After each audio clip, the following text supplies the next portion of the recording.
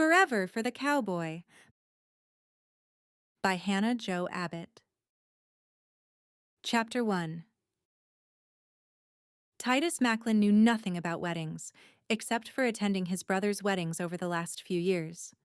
But no two of them had been the same. Sawyer and Katie had a big church wedding, since Katie dreamed and planned her wedding her whole life. Jensen and Sierra had a small wedding outside with the barn for a backdrop, which was fitting for the couple whose whole lives revolve around horses. Colton and Grace and Hawk and Maggie had traditional church weddings, and Garrett and Elise planned a small ceremony with just the family. Now, in just over a month, Lawson and Harper would be getting married here at the brand new wedding venue at Whispering Oaks Ranch, and Titus was in charge. Well, sort of. When the family decided to start the venue on the property, there had been a discussion over the large dinner table at the main house about who would handle the venue. Titus could hardly believe himself when he heard his own voice say, "I'll do it." Everyone had swiftly turned their heads to look at him. He shrugged. "Everyone else has a specific job around here. I can take this on as my responsibility." What he didn't say was everyone else was married or getting married, and he was the last one unattached. He could take on the job without worrying that he was taking time away from his wife or children. Everyone agreed to let him give it a try. Still, he wouldn't be doing it on his own. They planned to hire a wedding coordinator to take care of the details. Titus would just be in charge of taking care of the facility and managing the finances, as well as being the family liaison. He was pretty sure he could do all of that, even if he didn't know the difference between a tulip and a dandelion or what kind of wedding gown was popular this year. The sun was just rising in the distance as he rode his horse up the hill to the area they planned for the venue. The view overlooking the rest of the ranch was amazing up here. Harper, his soon-to-be sister-in-law, had been giving him photography lessons and he had been practicing. He was no professional, but he knew that the pictures would be beautiful. Any couple who loved the outdoors and the Texas sky would be happy to tie the knot right here. The truth was, he would be happy to get married anywhere. Watching his brothers meet the women of their dreams and start their lives together was wonderful. He was happy for all of them. But he couldn't help but wonder if it would ever be his turn. Since Lawson's engagement, his brothers had started calling him the last man standing. He would always smile good-naturedly at the joke. But he wanted what they had. Someone to share his life with. The problem was he had already ruled out all the women he knew in Shelby Springs, Texas, the town he had lived in since he arrived at Whispering Oaks Ranch as a boy. It wasn't like the town had an influx of single women moving here. God, Titus prayed out loud as he looked out over the expanse of the ranch. Thank you for this life. I'm grateful for my parents who adopted me and my brothers too. I know you have a plan for me. Lord, you know my heart, and you know that I want to have a wife and a family. He paused, remembering the time he was without a family. His insides turned cold as his mind flashed with memories of wondering if he would ever have a home. He shook himself to push them away. God, I pray that you would bring a woman who loves you and who will be my wife. I pray now for her that you will bless her and keep her. Draw her to yourself and prepare me to be a husband. Then please let me be a husband. With that, he mounted his horse and started his ride back to where his brothers were likely already working with the cattle. It was that work day in and day out that kept the ranch going. The things they had added to the business, the horse training facility that Sierra ran, the rodeo training facility, and now the wedding venue, were all there to support the ranch and the growing number of families that live there. Titus knew the work he would do at the wedding venue would be important to his family. He would dedicate himself to making sure they were a top-notch venue for their customers and grow the business for the family. He was thankful he could help out with the venue and still spend his time working the ranch with his brothers. Bridgette Chapman looked around the nearly empty house and sighed. "Come on, Vivian. I need to load this bag into the car." "Did you pack up all my stuffies?" her 5-year-old daughter asked. Bridget smiled at her. Yes, sweetie. We're taking them all with us. Okay. Mr. Moose is afraid of the dark. He doesn't want to go into the box. I know. I kept him out with your pillow. You can take him in the car with you. How long will it take us to get there? Bridget tried not to be frustrated since she had been over it so many times. It was a lot for a little girl to take in. We will drive all day and stay the night in a hotel. Then we will drive a few more hours the next day and we'll be there. And there will be horses? Vivian asked, her face lighting up for the first time today. It had been a lot for her packing up her small room. She didn't remember living anywhere but this house, and was having a hard time understanding the move. Yes, lots of horses, and there are other kids who live on the ranch, and you'll make new friends at church. How do you know? Because Mrs. Katie, who hired me, told me all about it. She has a few kids and knows all about the kids program at the church. I think you're going to love it. Vivian tucked Mr. Moose under her chin and hugged it tight to her body. I like living here. Why do we have to move? Bridget had tried to explain, but how was a young girl supposed to understand these types of grown-up decisions? Sweetie, I know it's hard, and you feel like our life is changing a lot right now. But we are moving because Mommy got a good job working somewhere new. It's a good opportunity for us to start fresh, and we're going to go and make the best of it. But I miss Grammy. Come here. Bridget held her arms open and waited for Vivian to come close so she could wrap her arms around her. I miss Grammy too, she said of her own grandmother. She was the one constant in their life the last few years, and Bridget's insides ached from missing her. But Grammy isn't here anymore. We will always miss her. But even if we move away, she isn't here. She would want us to be happy and move on with our lives. Bridget tried to put on a brave face, even though she was as nervous as Vivian about moving. Maybe even more. She had moved into this house with her grandmother 2 months after she found out she was pregnant. Her parents had told her she would have to find a way to make it on her own. Even without her former fiancé in her life, Bridget wanted to do everything right for her child. Now, she wanted the same thing. But with Grammy gone, she couldn't afford to keep the house herself. When she saw the listing for the job at Whispering Oaks Ranch, she was immediately interested. Planning weddings had been a good source of income. It was a blessing that she could work flexible hours on her own schedule, but having a full-time salary position was going to be a game changer. When she found out the job included a cabin on the property, she applied immediately and prayed every day that God would allow her to get the position. Now she was packing up the last of their lives in the house they had lived in for the past 6 years.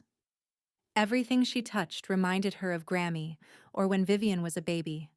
The time had gone by so fast. It felt like yesterday that she had her first labor pain and was terrified as she drove to the hospital alone. Alone was how she did a lot of things. She never planned it that way. But by the time she found out about Vivian, the father was already out of the picture. Bridget called and told him about the baby, but he didn't want to have anything to do with them. He had committed to send her a small amount of money every month to help out, but the truth was, he seemed to forget more often than not. Sometimes he sent a birthday or Christmas gift, but he had never met Vivian in person. As far as Bridget was concerned, they could keep it that way. We're going to be just fine, Viv, Bridget said, putting on a smile for her daughter. It will be a new adventure. As long as we're on it together, it's going to be just fine. She hoped she could convince herself that it was true. Chapter 2. Titus watched as the vehicle pulled up to the office and stopped. It had to be the new wedding coordinator. Any visitors who came to the ranch went straight to the main house. Even if they wanted to see Dad or one of the brothers, they would stop by the house to see Mom first. That was probably because they wanted to see if she had any of her famous treats to share, but also because it was a small community. Everyone knew Lydia Macklin and wanted to visit before taking care of any necessary business.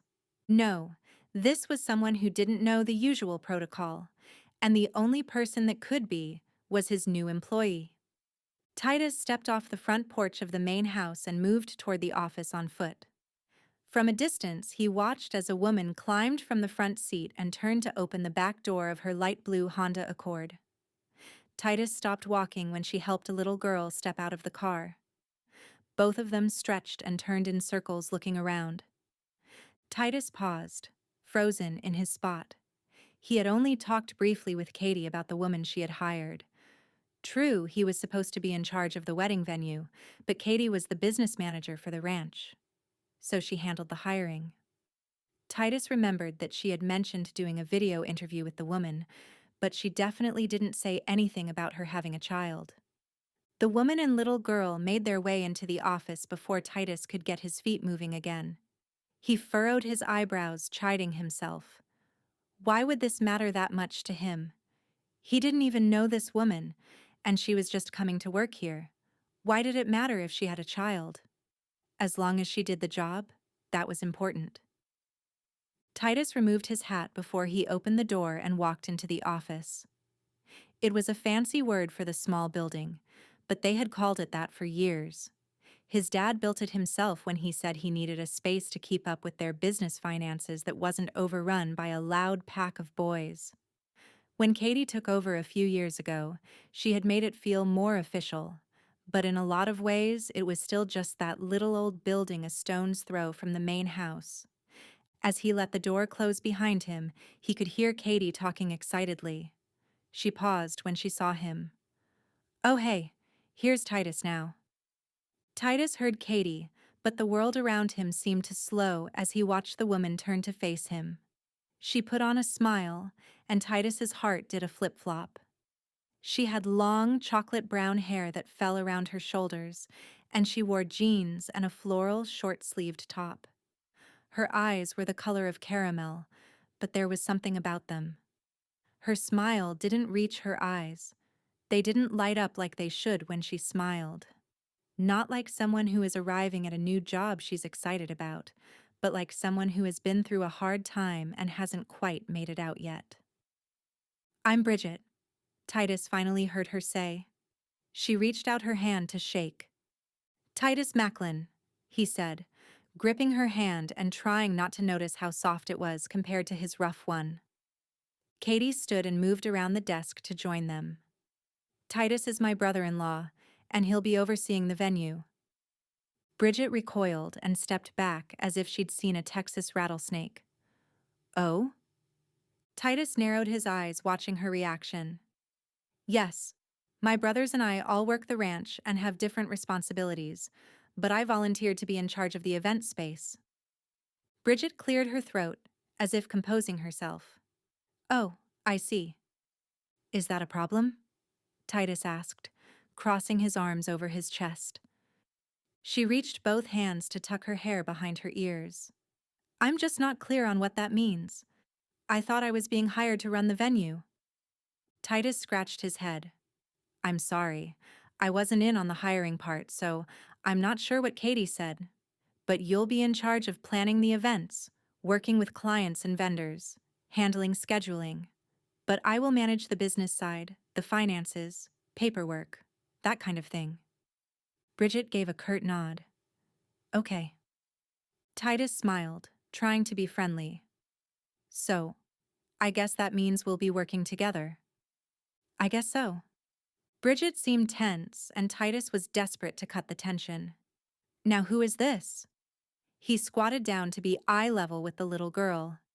"This is my daughter, Vivian." "Hi, Vivian, I'm Titus." "Mr. Macklin," Bridget said quickly. Titus looked up at her from his spot next to Vivian. He chuckled. "Well, that could get a little confusing. Mr. Macklin is my dad, but if you call all of us that, with my 6 brothers, that's a lot of Mr. Macklins." Bridget gave a small laugh and finally smiled a real smile. "I didn't think about that." "All right, Mr. Titus then." "I don't think I've ever been called that, but sure, if that makes you feel better." "It does," Bridget said. "It's important to be respectful, and I ask my daughter to address adults with proper titles." Titus nodded. My parents brought us up the same way. I appreciate that. He smiled. I guess when I'm around little kids, it's hard to believe I'm an adult who deserves a title. That probably comes from growing up with all brothers. Yes, well, Vivian addresses adults with titles. Titus took a deep breath and smiled at Vivian. How old are you, Vivian? The girl shyly hid behind her mom but quietly answered, 5. 5? Wow. You're a big girl. Do you like horses? She nodded. We have lots of horses around here. Later on, would you like to see some? We can take a carrot to feed them in the barn. We need to settle in today, but maybe tomorrow, Bridget said. Titus glanced at her, wondering what it would take to break the ice. Great. Anytime. I'll be happy to show her. Katie spoke up. Yes. No need to worry about work today. Titus, do you want to show her to the cabin? Sure, I'd be happy to. Did you have a long drive? He tried desperately to remember if Katie had told him where they were coming from. Yes, about 12 hours. We came from Chattanooga, Tennessee, Bridget said. Wow, I didn't know. How did you find out about the job? Titus's eyebrows shot up. He had never considered moving away from Whispering Oaks Ranch, so looking for a position hours away was a foreign concept. On the website. Oh, right. Harper is handling that now, right? Katie bobbed her head up and down, smiling. Yes, she's doing a great job. She posted the position online and on the new social media pages for the venue. It worked like a charm. We had over 20 applicants for the job, but Bridget was the best candidate by far. Bridget tucked her head as her cheeks flushed. Thank you. I'm grateful for the opportunity. We're grateful to have you. There are plenty of supplies in the cabin to get you through until your moving truck arrives. And you're invited to meals at the main house. Dinner is at 6, so just make your way over then. I'll be there to introduce you to everyone. Then tomorrow morning, we'll get started with work. Sounds good. Thank you, Bridget said. Great. I'll show you up to the cabin now. My truck is at the house. But if you'll follow me in your car, I'll show you the way. Bridget held onto Vivian's hand as they followed Titus out of the office. He pointed to his truck. That's me. She nodded, then climbed into her car. Titus made his way to his truck, thinking about the two. What would it be like to leave everything you knew behind? Was there something she was running away from to come here and start new? He shook his head. He didn't need to be thinking about the personal life of the woman who was about to be working for him. He planned to keep things professional and show he could be a good boss. He checked his rearview mirror as he pulled away from the main house to see that Bridget was behind him. He drove down the gravel path away from the office and the barn. The area they had chosen for the venue was a separate part of the ranch, and the cabin was situated just on the edge. Titus couldn't remember anyone actually living in the cabin, but it had been on the property since before he was born. He and Lawson had worked on it the past couple of months to make it livable. Bridget and Vivian got out of the car and followed him to the door. He waited for them before he opened it and smiled. Welcome home, he said. He saw Bridget's face twitch at the word and hoped he hadn't upset her. Thank you, she managed to say, putting on a smile that seemed to be for Vivian. Look, Viv, isn't this nice? The little girl moved excitedly into the dwelling. Titus stepped back as he closed the door behind him and let them look around the space. It wasn't much, but he hoped it would be nice enough for the two of them. I would give you a tour, but I think you can see most of it. He pointed. The kitchen is there, and the bedrooms are on that side.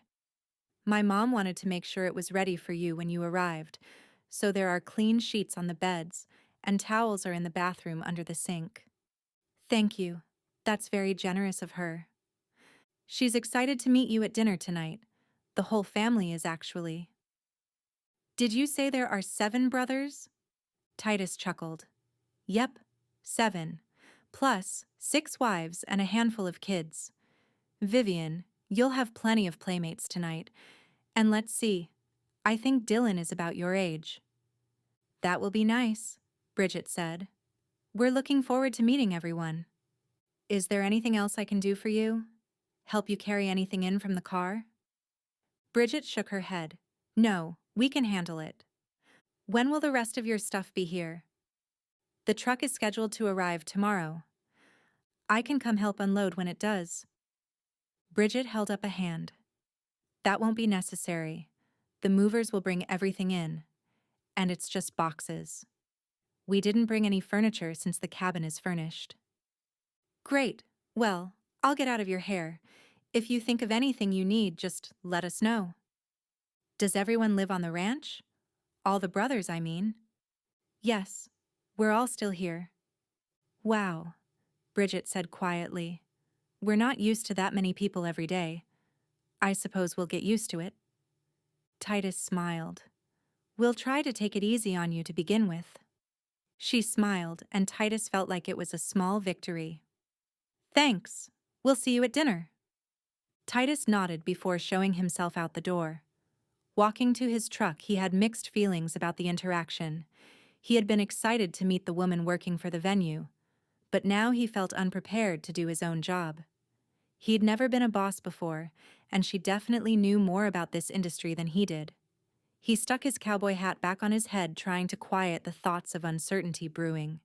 He hoped they could learn to work together. And he hoped he might be able to make her smile again soon. Chapter 3. Bridget sank into the couch as Vivian explored the cabin. She could hear her every move from where she sat. She hadn't expected much, but the cabin was even smaller than she thought it would be. Still, it was fine for just the two of them. That's all it would ever be anyway. Bridget had imagined her life as a mom all the time when she was a little girl. She could just picture the house with a big backyard and cooking meals for her family in a comfortable kitchen, waiting for her husband to come home from work. She never imagined her life as a single mom. It had been nothing like she expected, but they were used to it now. She had no plans to change their situation, and she would never let another man into her heart again. It hurt too much the first time. She bit her lip thinking about it now, but in some ways she was glad Vivian had never met her father. Yes, she knew that hurt too, but better not to have watched him walk away. Bridget would do everything in her power to protect her daughter from any more hurt in her life. Vivian, she called out. We need to leave in a few minutes. Vivian responded with, Yes, ma'am. They had already brought in the few bags they had in the car and unpacked them. Bridget didn't want them sitting on the floor in the way. And besides, tomorrow they will have plenty more to unpack and put away. The tiny washing machine and dryer held a small load. She made a mental note that she would need to wash at least every other day to keep up. Her thoughts moved to her grandmother, who had graciously washed their clothes for them. Bridget had tried not to take it for granted, but now the smell of the laundry detergent and the sight of the unfolded clothes made her miss her even more.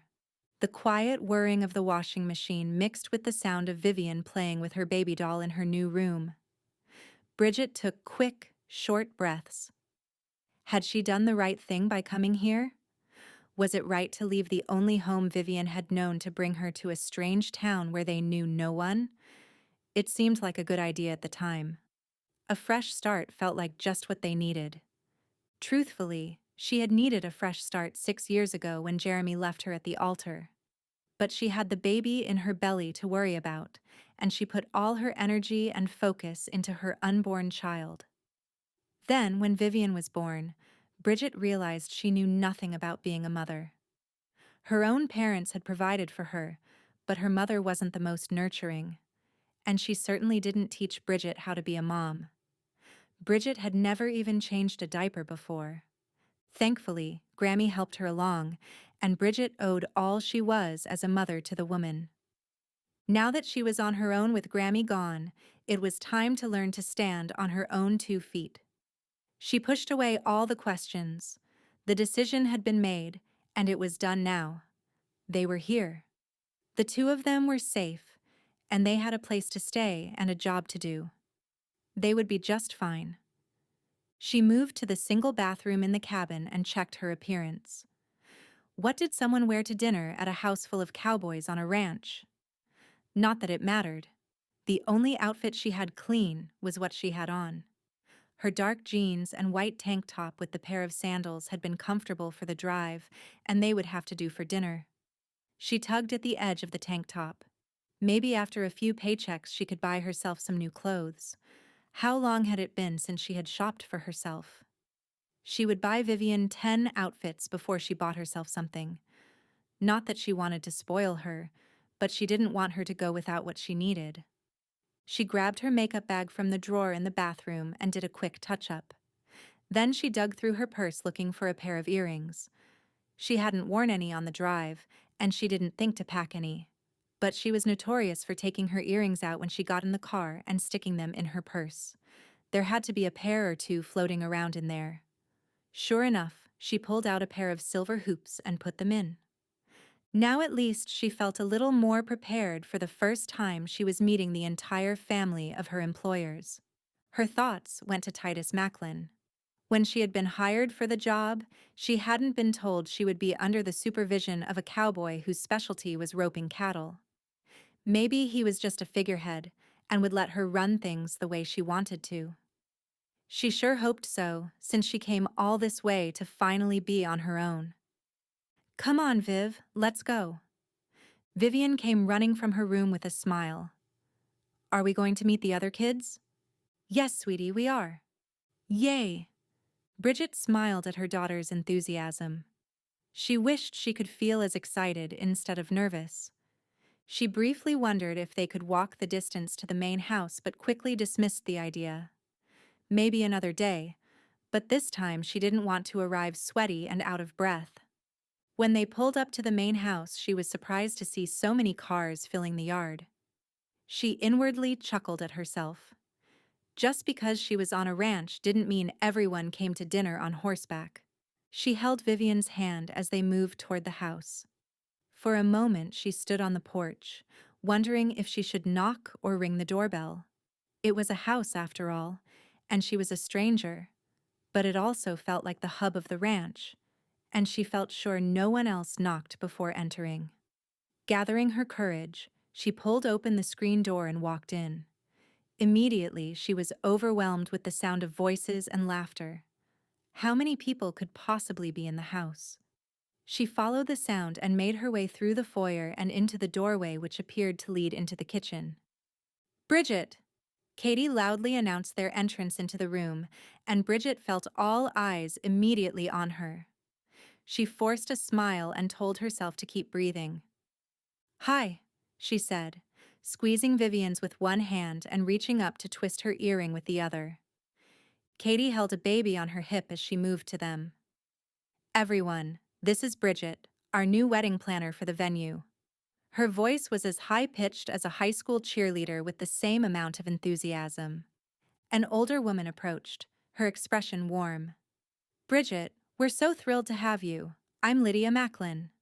She smiled. "Mom to most everyone here, but Grandma is my favorite title." "It's nice to meet you, Mrs. Macklin." "Lydia, please. I'm sure we're going to be on familiar terms since you're living here, and this must be your daughter." Bridget nodded and put her hand to Vivian's back as she stepped slightly forward. "Hi, I'm Vivian." She reached out to shake hands. Lydia grinned. "Oh, hi there. It's nice to meet you." She shook the little girl's hand.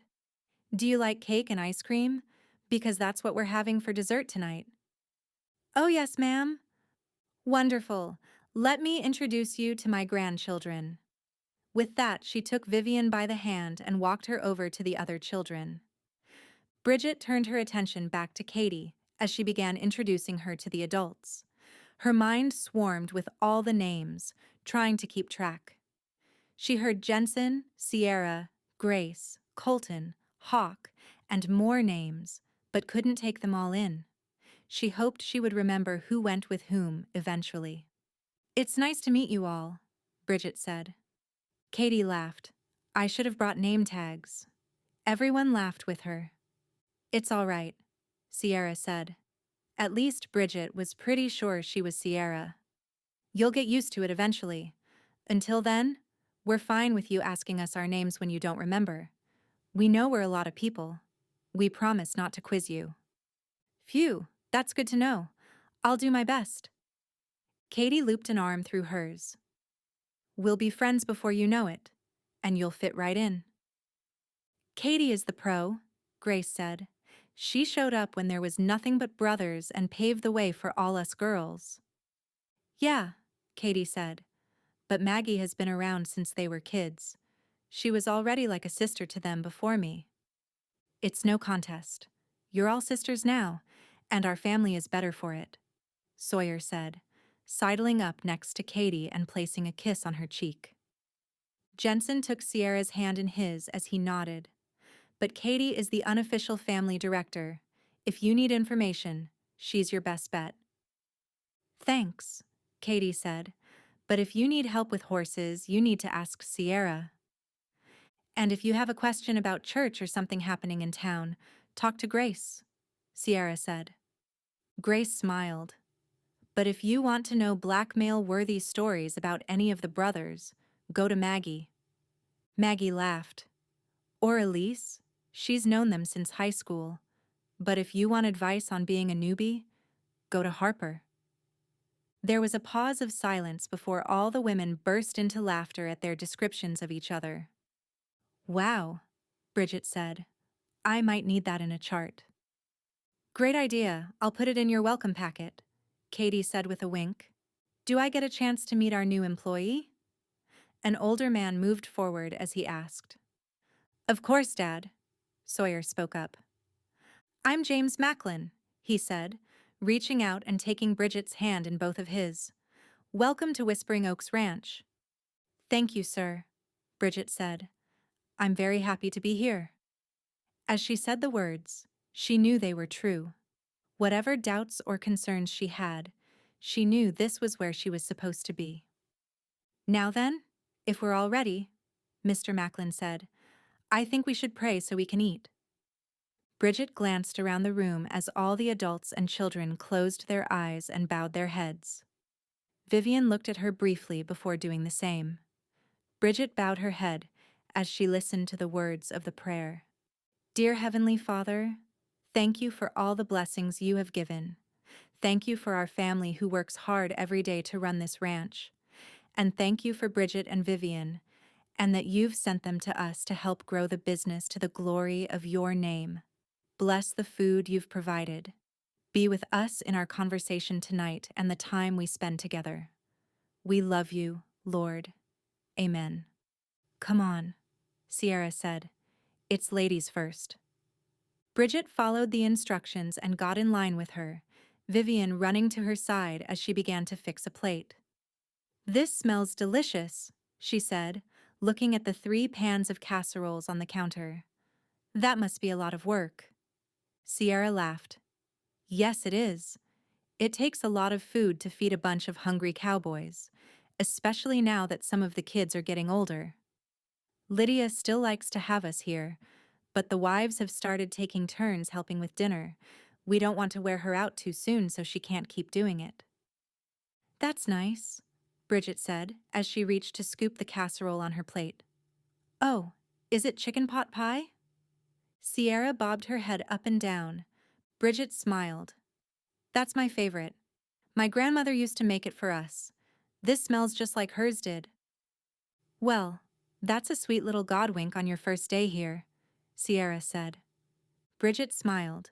Yes, it definitely is. Chapter 4. The next morning, Titus loaded his breakfast plate in the dishwasher and wiped off the counter.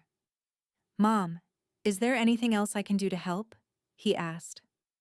Mom shook her head from where she stood, putting items away in the commercial-sized refrigerator. A gift from her sons last Christmas. No, you've done plenty. I'm so grateful to you boys for helping out.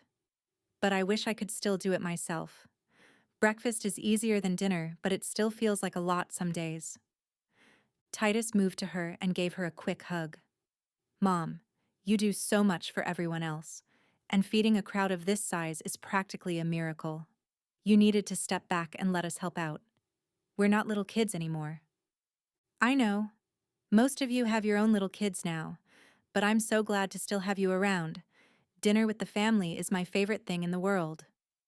I know. That's why we want to make it possible for you to keep doing it. That, and because we would probably die without the food of the best cook in the state. I don't know about the state. She pointed at him with a wink. But I have won my fair share of competitions in the county. I've never had better food from anyone else, Titus said. Now then, you get out of here. I'm sure you have plenty of work to do getting ready to launch the wedding venue. Titus rubbed the back of his neck. I guess I do. But I'm not sure where to start. It sounds like you started by hiring Bridget. Yeah, but Katie did that.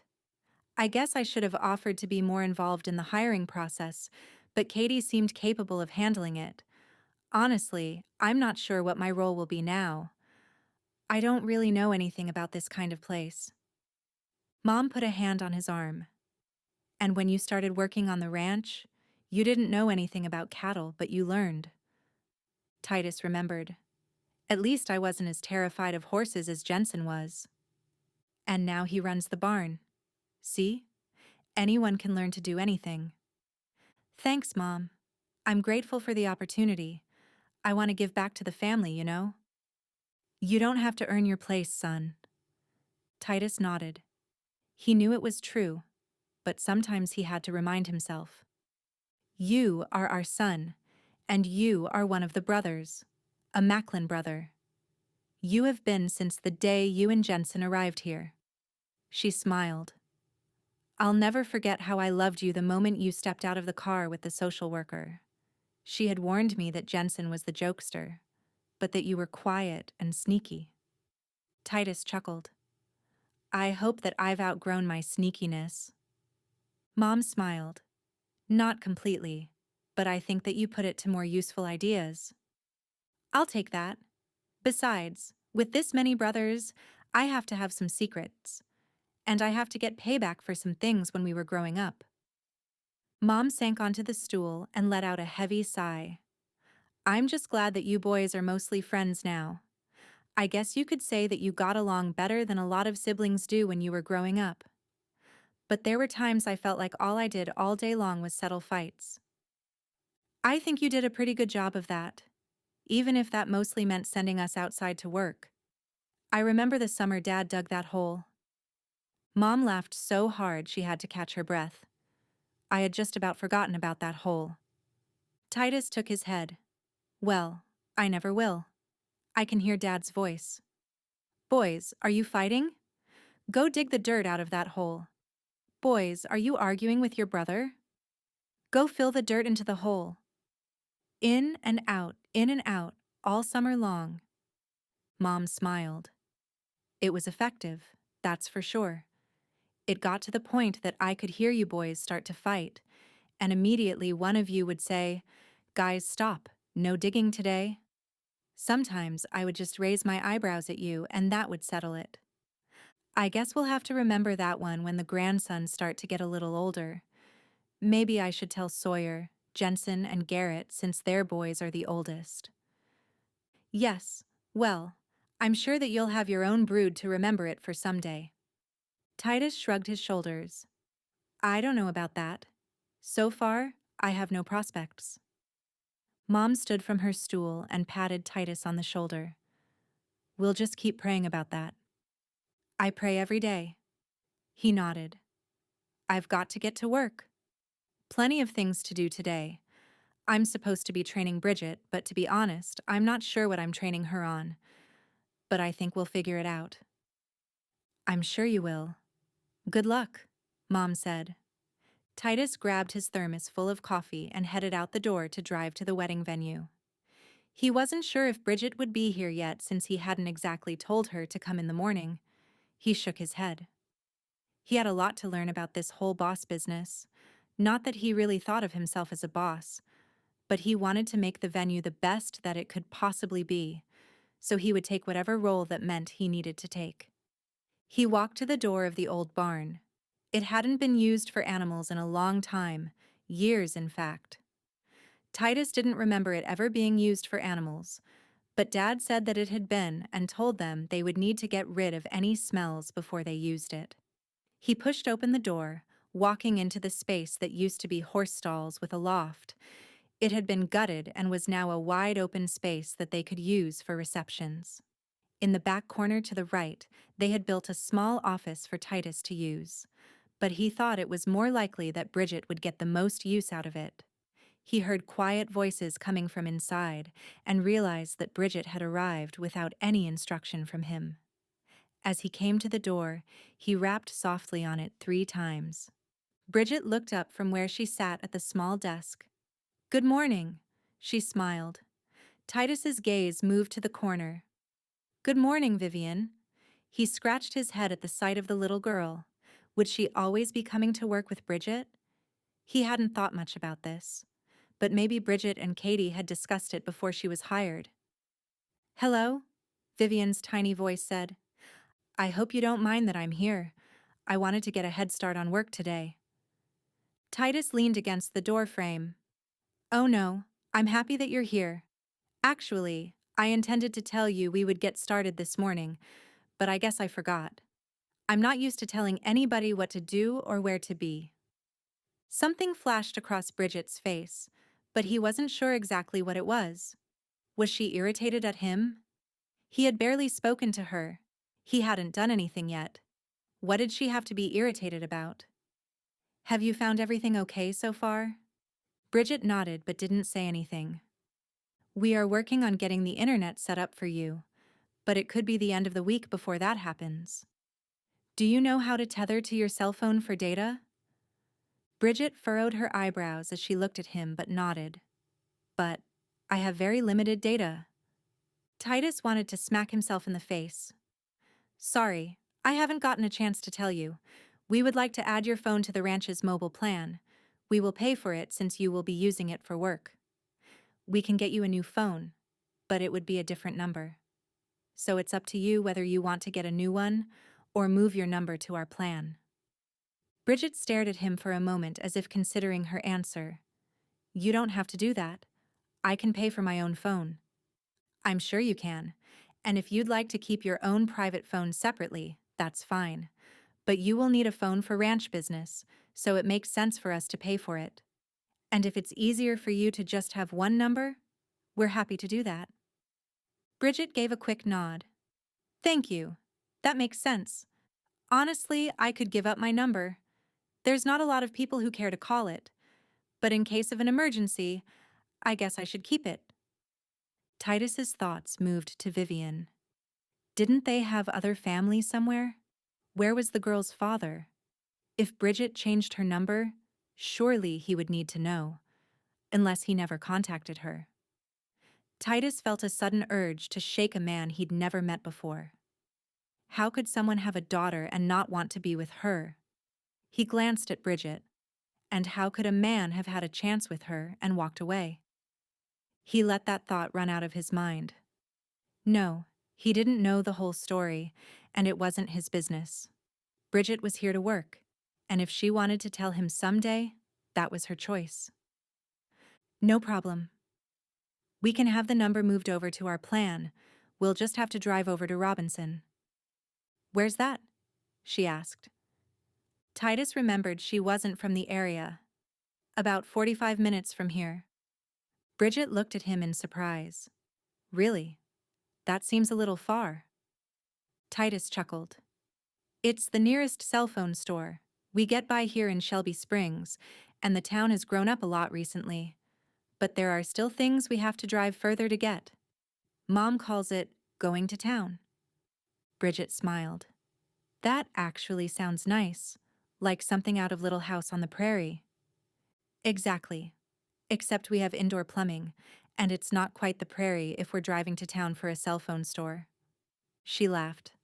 "I guess that's true. Anyway, we can do that tomorrow. I have time this morning to go over the plan for the venue and answer any questions you have. I need to get to work with my brothers this afternoon." "No problem. I'm sure I can find plenty to do here." "Oh? What are your plans?" Bridget pointed to the notebook in front of her where she was making a list. I'm contacting wedding service providers in the area to see if they are interested in partnering with us. Oh, that's a good idea. Did you have something specific you wanted me to work on today? Bridget asked. Actually, I just thought we should talk. Titus straightened from his position in the doorway and realized there was only one chair in the office. Something he should have thought about if he was planning to do training today, or if they were both working here at the same time. He made a mental note for later. Hold on a second. He moved back into the barn and to the wall where a number of folding chairs were stacked. He grabbed one and carried it back to the office. He set the chair down next to Bridget and took a seat. I think we should go over expectations for the job and the venue. Bridget folded her hands in her lap as she angled her body toward him and pursed her lips as if trying not to say what she was thinking. Is that all right with you? He still couldn't shake the feeling that he had offended her in some way. Sure, she shrugged. Titus tried to ignore it. He pulled out his phone where he had started a note to keep up with any thoughts he had about the venue. He cleared his throat. First of all, as you know, we're a new business, so we want to get the word out. But we also want to make sure we brand ourselves and give people a good first impression. I have some thoughts about that. Titus looked up at her in surprise. He had planned to go right through the list, but he guessed this was okay too. Really? Great. Let's hear it. Bridget tapped her pencil on the desk. I didn't mean to interrupt. You can finish your list if you want, then I can explain. No, it's fine. Go ahead. Well, I was thinking that we could do a sort of open house event. We'll use it as an opportunity to show people what we can do. We'll invite vendors, prospective clients, and local media. The place can be set up just like it would be for a wedding, showing some different options. We'll have food and cake and music, and everyone can see the venue and have a good time. Photographers can take pictures and, hopefully, share it on their socials as the perfect place to plan a wedding. Wow, that's a really great idea, Titus said, wishing he had been the one to think of it. Thank you. So that's what the list of service providers is for? She nodded. Partially, yes. In Chattanooga, I had a list of providers that I worked with.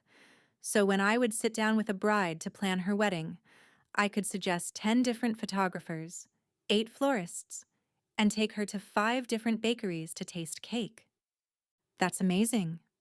Bridget tilted her head and narrowed her eyes at him. You're not married, right? Titus felt his cheeks flush, and his heart skipped a beat. Was she interested in him? No, I'm not. So you've never planned a wedding? Oh yeah, that made more sense. That's right. I haven't. She looked at him and held his gaze, and he heard her unanswered question. So how did he get to be in charge of a wedding venue? Titus sighed. Listen, I know. This is all new to me. I admit I don't know the details of hiring a florist or picking out a wedding cake, but I do know a few things about business. This place is part of the bigger business of the ranch, and that is all about one thing: family. I'm part of the family, and I offered to take on this role to help. I want to see this venue be successful. Bridget eyed him for a moment longer before nodding. I can appreciate that. Maybe we should go over what we expect of you. That would be great. Titus looked back at the list on his phone, scrolling down to where he had typed wedding planner. He rubbed his chin before he spoke. Let's see. The duties of the wedding planner will be to oversee planning of events, working with clients, vendors, and extra employees needed to work events, be present for all events, and oversee setup, takedown, and cleanup. He paused and looked up. Is there anything else we should include? Bridget stared at the man who was supposed to be her boss as he asked her what she thought her job should be. Was this really necessary? He said he wanted to help out the family by running the venue, but couldn't she just do this herself? Will I be responsible for the website and social media? No, Harper handles that, but you can work with her on it. Any information you think should be on there, you can let her know. And I definitely think she will want to work with you to promote the open house idea. Oh, and also, Harper is your first client. Bridget's eyebrows shot up. Oh? Yeah, she is marrying Lawson, and they were the ones who had the idea to start the venue. They're getting married here next month. Next month, Bridget practically shouted. Titus held up a hand. Yes, but don't worry. Harper has already planned most of the wedding. She is a professional photographer, so she has a friend handling that. They've planned most of the other details, but they'll need you to work with the vendors for timing, setup, and all that. And then, you can run the event that day. Bridget took a deep breath and tried not to be frustrated. Of course, it would have been nice if she had known. If she was being asked to handle the weddings here, she definitely wanted to plan the first one. The first event would say a lot about who they are as a venue. It needed to go perfectly. Well, I guess I will need to schedule a time to meet with Harper and discuss the details. I'm glad she knows what she wants, but I'll be able to take over from here and let her enjoy the wedding. Sure, I know she would appreciate the help. Bridget straightened her shoulders as she made a note on her list to contact Harper. All right then. What else is on your list? Titus stared at his phone and scrolled back and forth. He looked as if he was trying to decide if he should say any of the things he was reading. Well, we have set up a separate bank account for the venue. All the payments will come into the account, and you will have a debit card to use for purchases as needed. If you have any large purchases, I would like to discuss it before the purchase. All right. I guess that's it for now. Let's plan to go get your phone taken care of tomorrow, and then we'll meet again maybe on Friday to talk and see where we are. Of course. Sounds good. Actually, that sounded anything but good. She was sure she didn't need to be micromanaged, especially by someone who doesn't know anything about her job. Thanks, Bridget. I'm looking forward to working together. I know you're going to do a great job. Bridget softened a bit at his words. Maybe he didn't know what he was doing, but at least he was nice. Thanks. I think the business is going to go well. It really is a beautiful place, and with the right plan and some organization, it will be a very popular venue in no time. Titus smiled. Suddenly, he looked like a young boy who had been awarded a lollipop for good behavior. Yes, I think so too. He looked at Vivian and smiled. She's very quiet, he said. Bridget turned her attention to her daughter and nodded. We've had a number of talks about how we will behave while I'm working. She knows this is an office and I have a job to do. She won't be any trouble. Oh, I didn't think she would, Titus blurted out, looking flustered. I just meant, well, I grew up with brothers. None of us would have ever sat that quietly for more than 2 minutes. Vivian is mature for her age, and she knows what's expected of her. Will she go to school this year? She's 5, right? I'm guessing that's kindergarten? Actually, she's almost 6. Her birthday is in just a few weeks, and she finished kindergarten last year. But no, she won't be going to school here. I plan to homeschool her. Homeschool? Really? Wow, that's cool. I bet I would have loved to be homeschooled. I was never great at sitting at a desk. Besides, my dad taught me so much working with him on the ranch. I'm sure he could have taught me anything. Titus scratched the back of his neck. Is it hard? To teach, I mean? And to balance work and everything you need to and also homeschool? Bridget looked at him, wondering if he was being critical, but he seemed genuinely interested. Well, kindergarten really isn't that hard, but homeschooling isn't always easy. I have to work around my schedule, and there are times when it's a challenge. But just because something is a challenge doesn't mean you shouldn't do it. Right. Of course not. That's pretty neat. I'm sure Vivian appreciates what you're doing for her. Bridget smiled. I hope so. Titus stood and picked up his cowboy hat from where he had placed it on his knee. Can I show you around the property and where we plan to have the ceremonies? Sure, that would be great. She stood and reached her hand out to Vivian.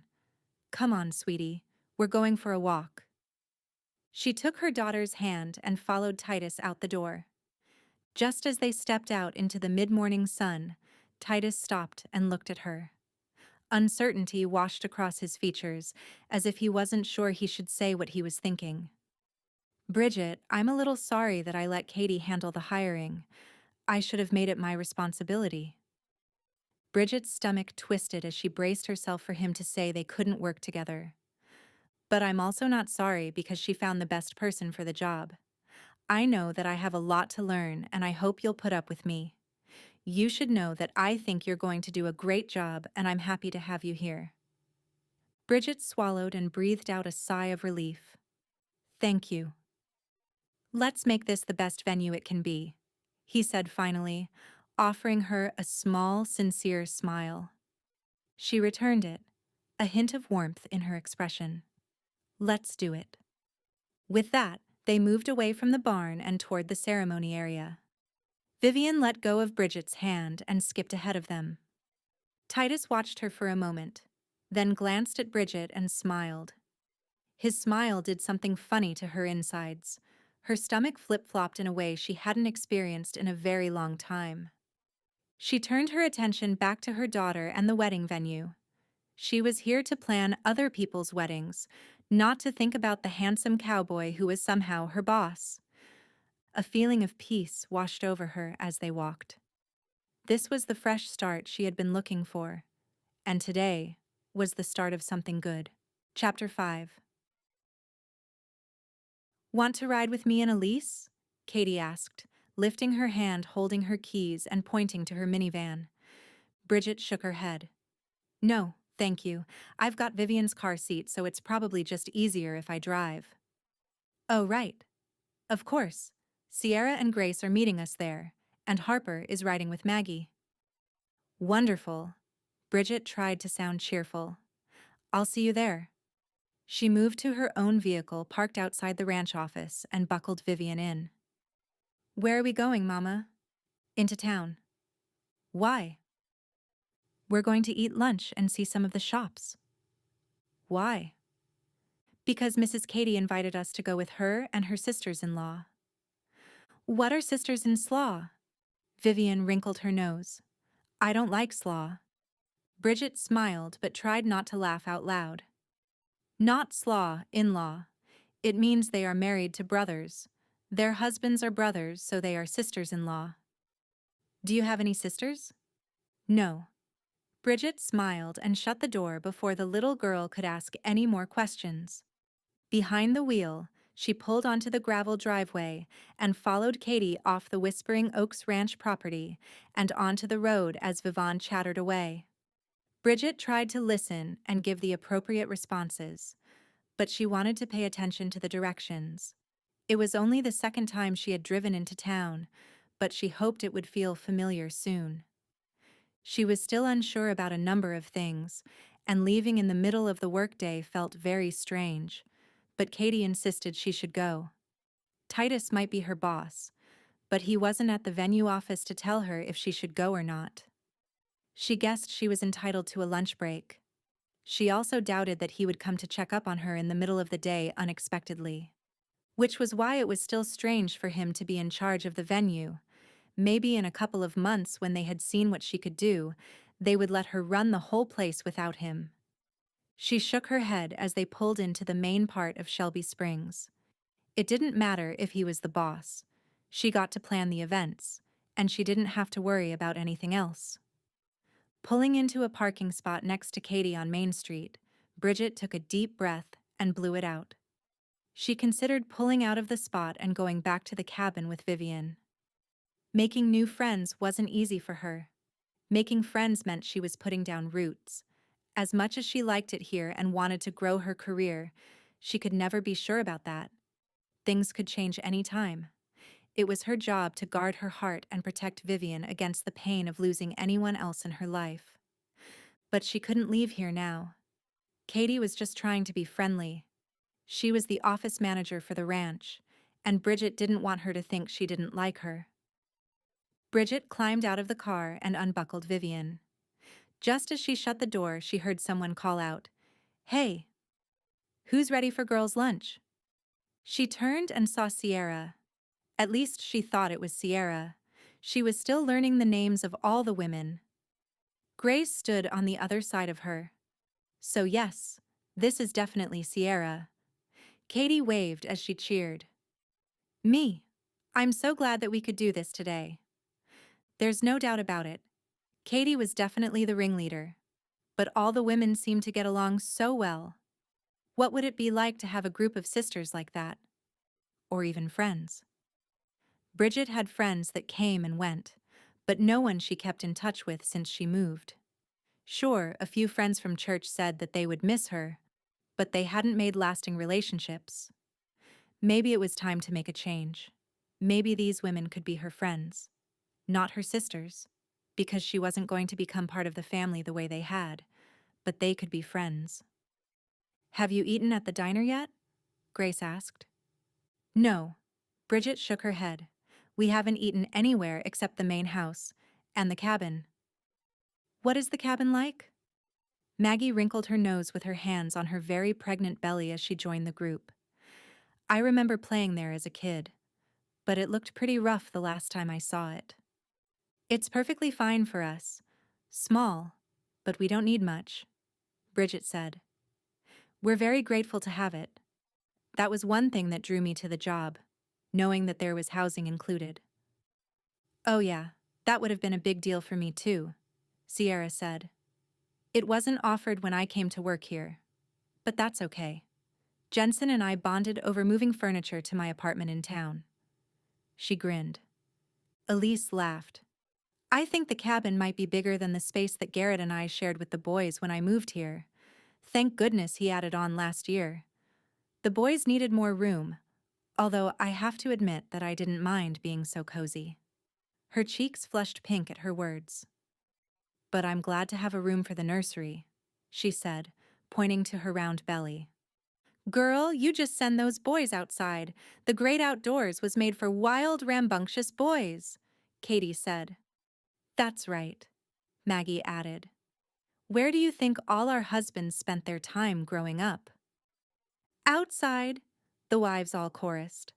Laughing together, Sierra said, "If I've heard Lydia Macklin say it once, I've heard it 1,000 times. Boys go outside. That seems to be the theme of her life. Sometimes I think she would still like for them to go outside most of the time."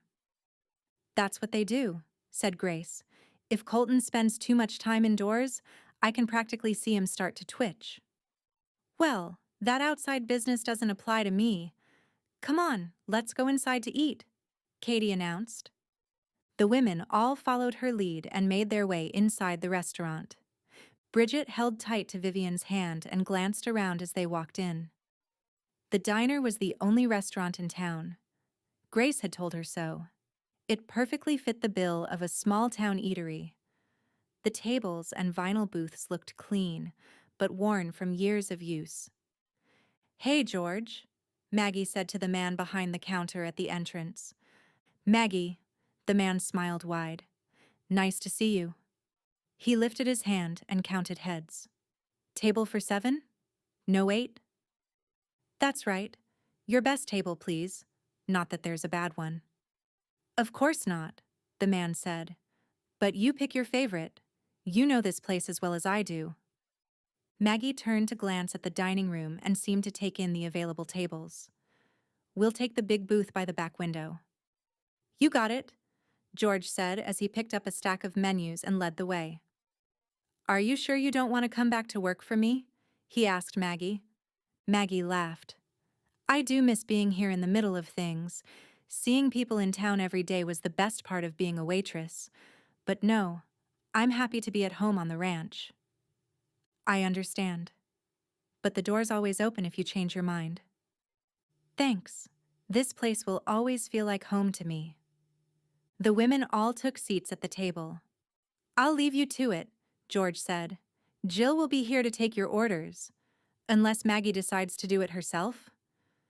The sisters laughed. Not today, Elise said. We're off duty and enjoying a break. That's right, Katie said. No work while we're here. This is our official lunch break. If you can do it, we can, Sierra said. You're the one who will stop to tell us your new business idea for the property halfway through lunch. Oh, I will not. Katie waved a hand in the air. Yes, you will, Harper agreed. Remember last time? We didn't make it to dessert before you had us agreeing to new jobs for a Christmas bazaar you want to plan. Not today. I'm all out of ideas, Katie said. A short silence fell before the women burst out laughing. Okay, maybe not. But I will keep them to myself today. Today is just Girls' Day. Cheers to that. Sierra lifted the water glass the waitress handed to her as the other women did the same. All right then, ladies. This is Bridget and Vivian's first time here, so tell them all your favorite dishes. You can't go wrong with the club sandwich. I know that sounds ordinary, but whatever sauce they put on it is amazing, Elise said. Maggie stared at her with a grin. Mayonnaise? And mustard? I don't know, it's just good. It's my #1 craving these days. Even if it's just mayo and mustard, it's exactly the right amount. That's true, Maggie said. She sucked in a breath and blew it out. I want to eat everything on the menu today, but I don't think I have any room.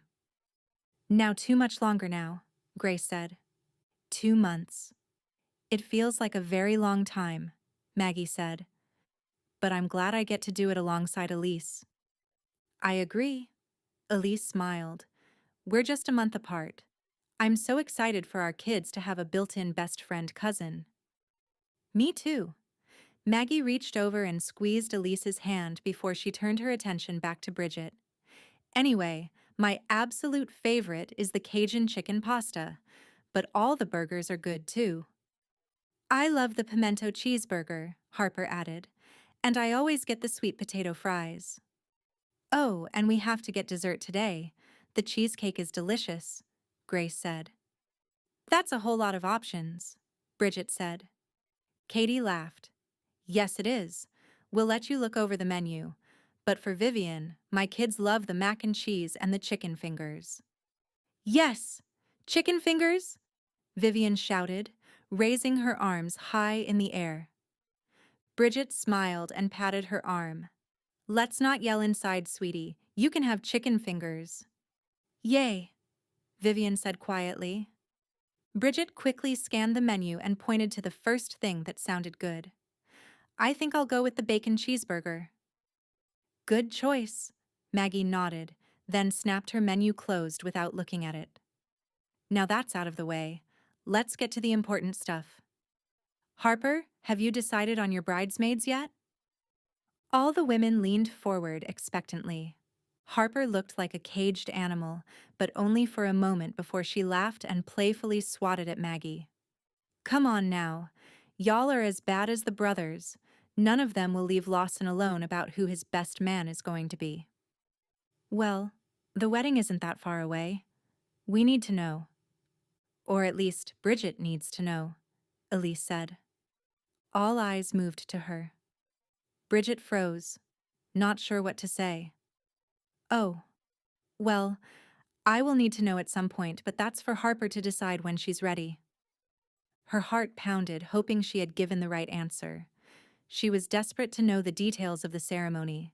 Her insides churned with anxiety at the thought of a wedding in less than a month. Sierra waved her hand in the air. Oh, stop it. We are not as competitive as they are. Right. We're not competing, Grace said, shrugging her shoulder. We just want to know, so we can be prepared. Harper smiled at her future sisters-in-law. I love all of you, and it's hard to choose. But you're right. You probably do need to know. I promise that Lawson and I will talk and make a decision. We will let you know very soon. Well now, that was very diplomatic, Katie said. But I guess we'll have to accept it. Do we at least get to go with you for your dress fitting? Katie clapped her hands together in a fast motion. Oh yes, of course. I'll be so happy for you too, Harper said. I'll look at my calendar when I get home and let you know when my next fitting is. That seemed to satisfy everyone, and they settled in chatting about what type of flowers they should have at the wedding. Bridget itched to reach for her notebook and record the information. But she was invited to this lunch, not as a wedding planner, but as a soon-to-be friend. At least she hoped so. So Katie tells us that you are homeschooling Vivian? Sierra asked Bridget. Yes, that's the plan. That's so exciting. I have considered that. To be honest, I think it would be great for some of the kids at the ranch. They get so much hands-on experience working with the animals and learning the family business. She chuckled. Also, I'm sure all of our husbands would tell you they preferred being out with the cattle to sitting in a classroom all day. I'm just planning to take it 1 year at a time. I knew that I wanted to homeschool for kindergarten, and it went well. So I decided to keep going with first grade. After that, we'll see. I would love it if we homeschooled all the way through, but I have learned that I can't make plans for the rest of my life. That was probably the understatement of her life. She had tried once to plan out her entire life, but it didn't go so well. So while she hoped what she planned for Vivian would come true, she wouldn't bet her life on it. Bridget sat back and turned her attention to Vivian as the waitress returned, and they ordered all of their meals. Conversation continued around the table. Bridget was grateful to be included, but it was obvious that the women spent their whole lives together and had lots to discuss that she knew nothing about. Vivian busied herself with coloring on the children's menu. Mommy, will you play tic-tac-toe with me? Of course I will, sweetie. Bridget took the crayon and they took turns making X's and O's until one of them had a row of 3 while they waited for their food. Between her turns, Bridget glanced around the table listening to the sisters. They were all very different and had come to the ranch in different ways, but they fit together like a real family. As she took it all in, she began to wonder what it would be like to be part of a family again. Bridget drew the last O, feeling a mix of hope and fear as she imagined what it might be like to finally have a place that she and Vivian could truly call home. Chapter 6. Titus pulled his cowboy hat off his head as he stepped on the porch of the office. He stomped the dirt off his shoes before pulling open the screen door. 2 steps inside and he stopped quickly. Whoa! He called out as he nearly tripped over a stack of large boxes on the floor. Oh, hey! Katie called out from the back before sticking her head out into the hallway. Sorry about those. I would move them, but they're heavy. Titus stepped around the boxes, pressing up against the wall as he slid by. That's okay. I can move them if you want. What did you order? Katie shook her head. They're not mine. He furrowed his eyebrows, bending down to inspect the label. They're for Bridget. I know, Katie said. She told me they were coming here because she didn't know if they would deliver to the cabin. She said she would come by later to pick them up. How would she get all of these to the cabin?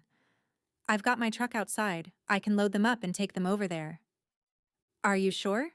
Katie asked, raising her eyebrows. There was a twinkle in her eyes, and Titus wasn't fooled. I don't mind. He straightened and crossed his arms in front of his chest. What was it you wanted me here for? Katie lifted the pencil she held and tapped it against her temple. I know it was something, but I can't remember now. You know, this mom brain thing just gets me sometimes. If it was important, I'm sure I'll remember later. In the meantime, I'll just take care of these boxes. That would be great. Thanks. Katie smiled before turning and heading back to her desk. Titus shook his head and chuckled as he lifted the first box. Katie knew good and well he could see right through her request. Not that he minded. He would be happy to carry the boxes, and he would also be happy to see Bridget, which is what Katie was counting on. As he drove toward the cabin, his thoughts moved to the woman he would find there. Would she be happy to see him? He wasn't sure they had started things off on the right foot, but maybe this was an opportunity to turn things around. Was that what he wanted? He recalled how he had been praying for a wife just before she came, but could Bridget be the answer to that prayer? Titus parked his truck in front of the cabin and climbed out, reaching in the bed of the truck for a box. He wiped his hands on his work jeans before he stepped up on the porch and knocked. After several seconds, Titus wondered if she was even here. Should he just bring the boxes to the door and leave them? Just when he was about to step off the porch to retrieve the rest of the packages, the door opened. "Oh, hey," he said, seeing the surprised expression on her face. "I was just about to go. Sorry, I was just bringing over these boxes from the office. Katie said they were for you." His hand went to the back of his neck, as he wondered if this had been a bad idea. She opened the door and stepped out onto the porch. Her face lit up with excitement. "Oh, thank you. I was going to go get them later, but this is great." Her voice sounded more excited than Titus had heard her before. She practically lit up as she talked. She reached for the box Titus held, but he pulled it away. "It's pretty heavy. Maybe I should just set it inside." He wanted it to sound like a statement, but it came out more like a question. Should he go inside her house? "Sure," she said, as she pushed the door open wide for him to go in. Titus looked around for a moment. "Where would you like me to put it?" She pointed. "Here on the floor is fine. I'm happy to put it wherever you will use it so you don't have to lift it again." Her hand covered her mouth as she giggled and looked around the tiny cabin. "There's not exactly anywhere else to go, besides its books. I'm going to pull them all out, then I can stack them one by one." "All right," Titus said, as he sat the box down on the floor. "There are several more." Without another word, he moved out the door and back to his truck. He didn't say anything else as he made several trips back and forth, but Bridget seemed to get more excited with each box on the floor of her house. Didn't she say it was books? "So, what are all these books for?" he asked. Bridget beamed as she said, "They're for Vivian's school." "Really?" He paused and scratched the back of his head as a confused look made its way across his face. Bridget looked at him as she put her hands on her hips. "What?" Her expression seemed to challenge him, and he wanted to push for more. He crossed his arms and smiled. "Oh, nothing. It's just that I've never seen anybody get that excited about school." "Well, I happen to like school, and Vivian is excited to learn, so I'm excited to work with her." "That's nice," Titus said. "I didn't say it was bad, just that I've never seen it. Excited is good. I wish I had liked learning more." "Do you read much?" Bridget sat on the floor and started opening the box in front of her. "Sometimes," he said. "I didn't like it when I was a kid. I think mostly because it was always something I was told to do. But if I pick up a book and decide on my own to read it, I enjoy it much more." "I love to read," Bridget said absent-mindedly as she inspected each book she pulled from the box. "Oh, yeah?" Titus made himself comfortable on the couch as he watched her. "What kind of books?" "Everything," she said. "History books, cooking, fiction, biography, science. I've always been a big reader.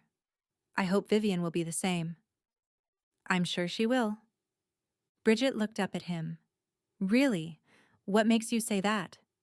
He pointed at the boxes. "She'll have to be if all of those are filled with books." Bridget laughed. "Not all of them are books. Here, let me see." She stood and moved the boxes around until she found what she was looking for. She pulled off the tape and opened it. One by one, she pulled out packages wrapped in plastic. "These are science experiments. This is a unit about bird watching. This one is for growing seeds. And this one," she held up the largest package, "is for us to grow caterpillars into butterflies and watch them fly away." Titus's eyes grew wide. "There are caterpillars in there?" She giggled. "No, not in here. This is just the kit. It comes with a code to order the caterpillars when we're ready. But I'm planning to do that in the spring. It will be our big end-of-the-year project. We'll read books about caterpillars and learn about life cycles and metamorphosis. Then we'll watch it happen in real life. Cool, that sounds like a lot of fun. Bridget tucked the kit against her and sighed. I hope it will be. She moved to the other side of the room. Then this box has some colorful workbooks for cutting and pasting and games for math. She'll learn adding and subtracting as we play, so it doesn't feel like work. Now that's the kind of learning I could have been interested in. See? School can be fun. Maybe I'll have to come see it in action. Bridget blinked rapidly as she stared at him. Sure. That would be fun. Although, I'm sure you're pretty busy, and you know how to add and subtract and all about life cycles of animals. He nodded. I know about cows and horses and even chickens, but I can't say that I've ever watched a caterpillar turn into a butterfly. She smiled. I'll let you know when we get to that. Promise? He asked with a wink. I promise. Good. Then maybe I can help you go through the rest of these and get them set up where you want them. Do you have bookcases? Bridget nodded. They're in Vivian's room. Oh, that's right. How could he forget? He had helped clean them up, paint them, and reattach them to the wall where they had come loose. This place sure looks a lot better than it did 6 months ago. Really? She asked. He nodded. Yeah, the cabin has been on the property since my grandparents lived here. My brothers and I used to hide out here when we were kids, but the older brothers would torture us by saying it was full of rats and spiders and snakes. He looked at Bridget and saw her shiver. Don't worry, we cleaned it really well when we did the renovation. I mean, this is Texas, so I can't guarantee there won't ever be bugs or snakes around, but I know there weren't any when we finished with the cabin. That's good to know. I'm happy for the space, though. It's nice to have a place of our own. Titus furrowed his eyebrows. Did you not have your own place before? Even as the words left his mouth, he wondered if he should ask. She cleared her throat. We lived with my grandmother. She passed away a few months ago. That's when I started looking for a new job. I just wanted a fresh start. I can understand that. This is a great place to start over. He would know. How long did you live with her? Since right after I found out I was pregnant with Vivian. Titus pressed his lips together to keep from asking all the questions that brought to mind.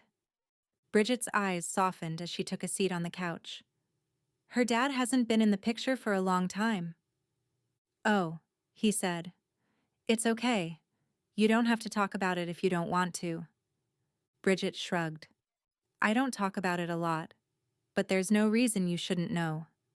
I hope to be working here for a long time, so I can't keep it a secret forever.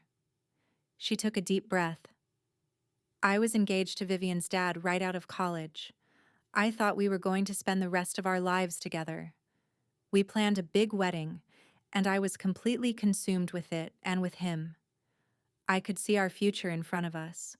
I made some decisions then that I'm not proud of, but I thought we were going to be married. I put everything else in my life on hold. I didn't look for a job or think about my future outside of marrying him. She paused and stared at her hands folded in her lap.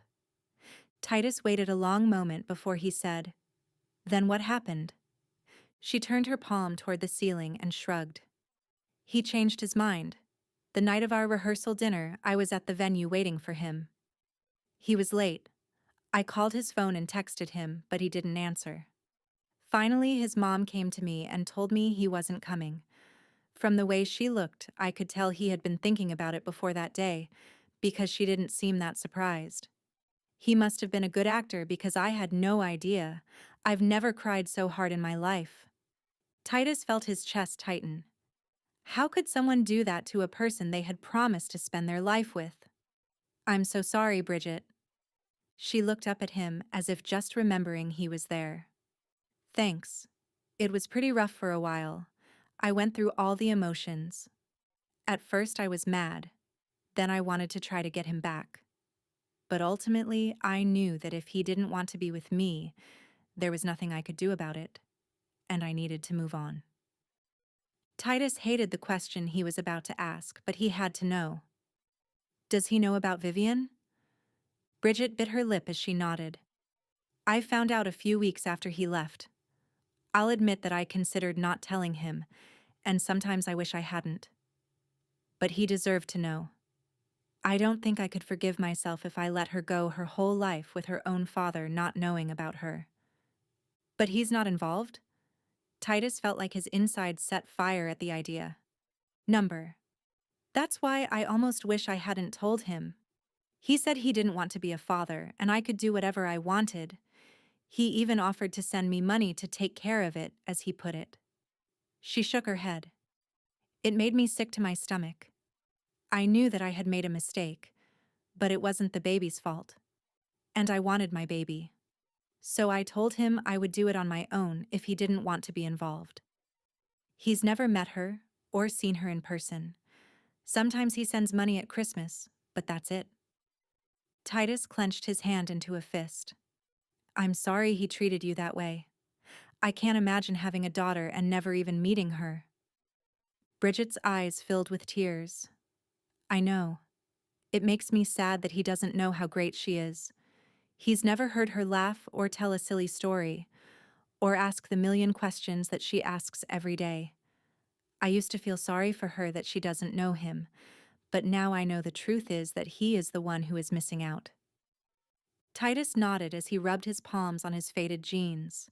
He wanted to run outside and punch something to dispel the anger pulsing through his body. He's definitely the one missing out. And I'm sorry for Vivian that she has to grow up without a father, but it sounds like she's better off without him. And, Bridget, you are doing a great job. You must be a wonderful mother to raise a daughter who's as smart and sweet and kind as she is. Bridget wiped at her eyes. Well, that is the nicest thing anybody has said to me in a long time. Thank you, Titus.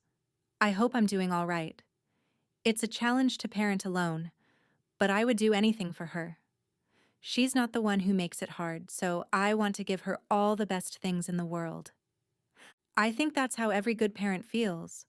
I know I owe everything I am to my parents. She nodded. They must have had their hands full raising 7 boys. Titus chuckled. You have no idea. We were the loudest, wildest bunch of kids on the face of the planet. Feels like we still are some days. But they rolled with it, and they taught us right from wrong, disciplined us, and taught us to work hard and walk with God. After all that, I think we've managed to turn out all right. It seems like it to me. They must have done something right for all of you to want to stay here and live and work on the ranch together. That's quite a family legacy. Thanks. Some people think we're crazy or that we must have been sheltered to want to stay here and not spread our wings and move away. But we're happy here. We want to see the ranch succeed as a business, and we want to raise our own families here to continue the work and the tradition. Bridget shifted in her seat as if she was uncomfortable with the way the conversation had turned. Yes. Well, I think you're all doing a great job of that, and I'm grateful for the opportunity to work here and see that in action. She stood and clasped her hands together in front of her. I better get to work putting these books away. Vivian is taking a nap, but she'll be up soon. I guess we'll see you at dinner? Sure, sounds good, Titus said as he stood and moved to the door. He paused for a moment as he turned to look at Bridget. He wanted to reach out, put a hand on her shoulder, and tell her things were going to be all right, that she had a future here. But he snapped his mouth shut and lifted a hand in a wave. As he walked to his car, he considered the thought running around in his mind, that she and Vivian could be part of the family here. Chapter 7. A few days after his encounter with Bridget, Titus was busy at work on the ranch. He rode his horse into the barn and wiped his forehead with the back of his sleeve. The August heat was taking a toll, but he was glad for cooler temperatures in the coming months, although cold temperatures on a ranch often brought about its own set of problems. Lawson came in behind him. Did you get that fence mended? Titus nodded. Yep, I hope it will keep them in this time. For some reason, they really like getting out in that one spot. Lawson chuckled. They must send out a message to the herd that it's a good place to go. Must be where they party all night. Titus laughed. Must be. I hope they have a good time with the amount of work it takes to get them back in and fix the fence. Well, you know what they say about the grass always being greener. I guess the cows feel the same way. You would think it wouldn't matter much to them. This is grass and open space. That's grass and open space. But then again, maybe they just know something we don't. You never know what cows want. But I know what I want. To get out of here and go see Harper. That's nice, Titus said absent-mindedly. He tried to keep his focus on his horse as he unsaddled him and began to groom him. But his thoughts moved again to his desire for a wife and family. It is nice. I never knew how nice. Not that I planned to be a bachelor, but I wasn't the guy who just couldn't wait to settle down. I wanted to go out and have fun and live life. Now, I can't imagine anything better than getting to go home to Harper and sharing our life together. Are you being mushy? Garrett asked as he made his way into the barn. Yep, sure am, Lawson said, and not ashamed of it. I didn't say it was bad. I would say that most of us rough and tough Macklin brothers have found our mushy sides over the last few years. So what do you think of Bridget? Jensen asked. Well, why don't we cut right to the chase? Titus asked. Jensen busted out in laughter. What? It's just a question. Nothing is ever just a question in this family. I know what you're thinking. Well, okay, fine. What do you think of Bridget? Titus shook his head. Not going to happen. What? You don't think she'll work out as a wedding planner? Sawyer asked as he entered the barn. Titus wasn't sure if he was being serious. The other brothers could be jokesters, but Sawyer was usually the serious one. I think she'll be a great wedding planner. I just don't think she's interested in planning a wedding of her own. Maybe you can change her mind, Garrett said. Guys, you don't even know her, or anything about her. Why are you trying to marry me off to a stranger? She's not exactly a stranger, Colton said. Katie hired her, and you know how Katie is with people. If I had to guess, I would say there was not only a background check and an interview, but a thorough personal conversation where she learned as much as she could about her. She wouldn't have brought just anybody to work here. That's true, Sawyer said. I don't remember the particulars, but I remember Katie saying how much she liked her and how well she would fit in here. The wives all seem to like her. I think they went to lunch and shopping the other day, Hawk added. Yeah. She has the sisters-in-law stamp of approval, so you're good to go, Lawson said. It's like they predated her for you, Jensen agreed. Titus held his hands up. Whoa, just hold on a minute. Nobody is dating anybody. I'm glad the sisters like her and that she will fit in here. That doesn't mean we're getting married. Oh, so you have other prospects? Garrett asked. Titus crossed his arms and set his feet firmly in place. Number who says I'm looking? We know you're looking, and we know that you know everybody in town. If you were going to be interested in anybody here, you would have already asked someone out. You know, Mom's threat to send for a mail-order bride is probably still good. The brothers laughed as they pounded each other's shoulders. You know, it's almost like this is a mail-order bride. Katie interviewed her, sent for her to come, gave her a place to live, Jensen said, ticking items off on his fingers. Maybe she had a plan that Titus didn't even know about. He shook his head. Let's just talk about something else. All right, Sawyer said with a mischievous look in his eye. How's the new wedding planner working out so far? Titus rolled his eyes and turned to brush his horse. You guys are hopeless. Nah, not at all.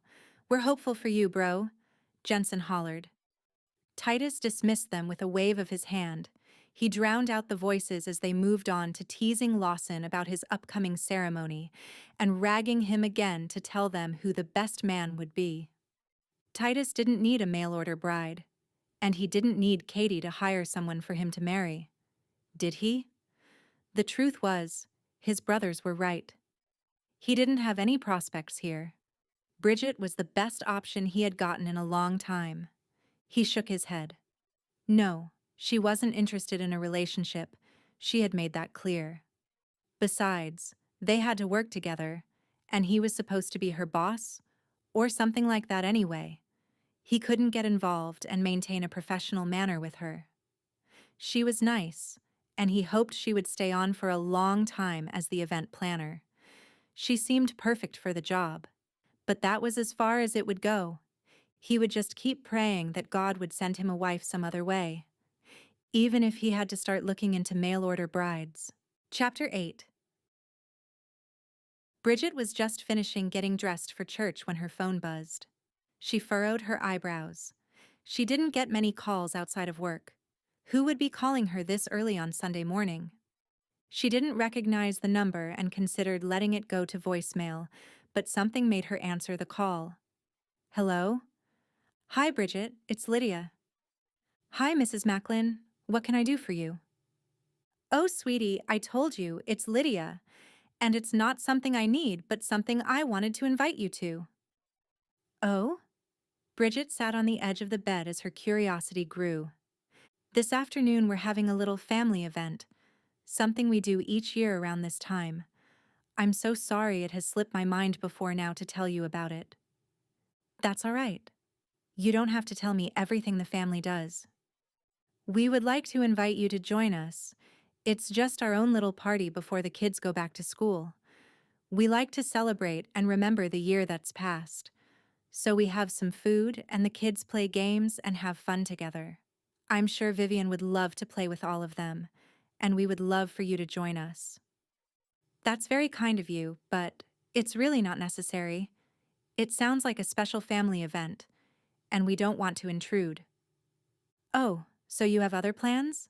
Lydia asked. Bridget knew she was trapped. Well, no, not really. Wonderful. Then we'll see you there. This afternoon. We start around 5, just out back from the main house. Bridget heard the call disconnect before she fell back on the bed and blew out a big breath. This family really had a knack for including people. The problem was, she didn't want to be included. She and Vivian were on their own now. Really, they had been for a while. Her grandmother had been wonderful in helping, but Bridget and Vivian were a family, the only family they had. The Macklins were a force to be reckoned with. Bridget knew if she didn't show up, they would call until she did, or maybe even send someone to drag her from the cabin to participate in their family event. But would it be so bad? Vivian could play with the children. She had already made fast friends with the Macklin cousins. She had come home one day after dinner and asked, "Are they my cousins now?" Bridget had smiled as she answered her, "No, sweetie, just friends who live on the ranch." But she would be lying if she said that she hadn't lain awake that night thinking about being part of the family. What if Vivian had cousins? What if she knew what it was like to have grandparents who were involved in your life? She had rolled over and tried to push the thoughts aside. It only made her think of her parents. Her mother's face when Bridget told them that she was pregnant and that Jeremy was gone was burned into her memory. It had physically hurt to see the disappointment in her eyes. But then her expression had turned from sadness to anger when she told Bridget if she wouldn't try to convince Jeremy to work things out, she would be doing this on her own. Dad agreed with Mom and said they weren't going to support her and her child. Bridget wasn't going to beg, and if they didn't want to see their own grandchild, that wasn't her burden to bear. Except it had become her burden, not because Vivian was a burden, but because she had carried loneliness with her ever since that day. Even her fiancé leaving her hadn't hurt as badly as her own mother cutting her off. Bridget had thought maybe she would come around when the baby was born. She had let her know when she went into labor and sent pictures of Vivian as a newborn. But with only a few 1 or 2 word responses and no request to come and meet the baby, Bridget stopped sending them communication. Her last text to her mom had been to tell her she was moving to Shelby Springs. The reply came after several hours. Okay. Send a new address. Bridget hadn't bothered. Now she stood and moved to the doorway of Vivian's room, where she stopped and leaned against the doorframe as she watched her daughter twirl in front of the full-length mirror in her new Sunday dress as she talked to herself. Bridget smiled. Yes, Vivian was her family, and that was enough. A few minutes later, the two girls walked hand in hand to the car and left for church. Are you excited? Bridget asked. You'll go back to the same Sunday school class as last week. Yes, I like the coloring sheet and the snacks. Bridget smiled at her in the rearview mirror. I like snacks too. She hoped she also liked the Bible stories, since that was the whole point, but she was glad she enjoyed the whole experience. Her own experience of church as a girl was going once or twice a year and having to sit perfectly still and quiet in the pew while an old man used a lot of big words she didn't understand. She wanted something different for Vivian and for herself. So far, her experience at the church here in Shelby Springs has been welcoming and enjoyable. Once in the church parking lot, Bridget climbed out and smoothed her hand over the navy blue dress she wore over leggings. It wasn't quite chilly enough, but she thought it might be cooler inside the sanctuary. She would have to change before she went to the main house if they were going to be outside. After she dropped Vivian off at her class in the children's building where she ran in excitedly, Bridget made her way to the sanctuary. The room was already filled with people and the sound of voices buzzed through the room. She tried to inconspicuously slip into the back pew. She gripped her Bible to her chest and was about to sit when a voice called out, "Bridget!" She looked up to see Grace walking towards her. "Hi," she said, forcing a smile. "I'm glad to see you here. Is it your first time?" She shook her head. "I was here last week, but I slipped in just before the service started." "Oh, I wish I had known. Why don't you come sit with us?" Grace pointed to the middle of the sanctuary where several Macklin family members were filling a couple of rows. "Oh, that's all right. I don't mind sitting in the back." "Nonsense. We would love to have you with us." Bridget bit her lip but nodded, not wanting to be rude. Grace linked arms with her as they made their way closer to the front. "The brothers and their parents used to fill up one whole row. Now we fill two and spill over into a third." She laughed. "That's nice to have everyone together," Bridget said. "Yes, it is.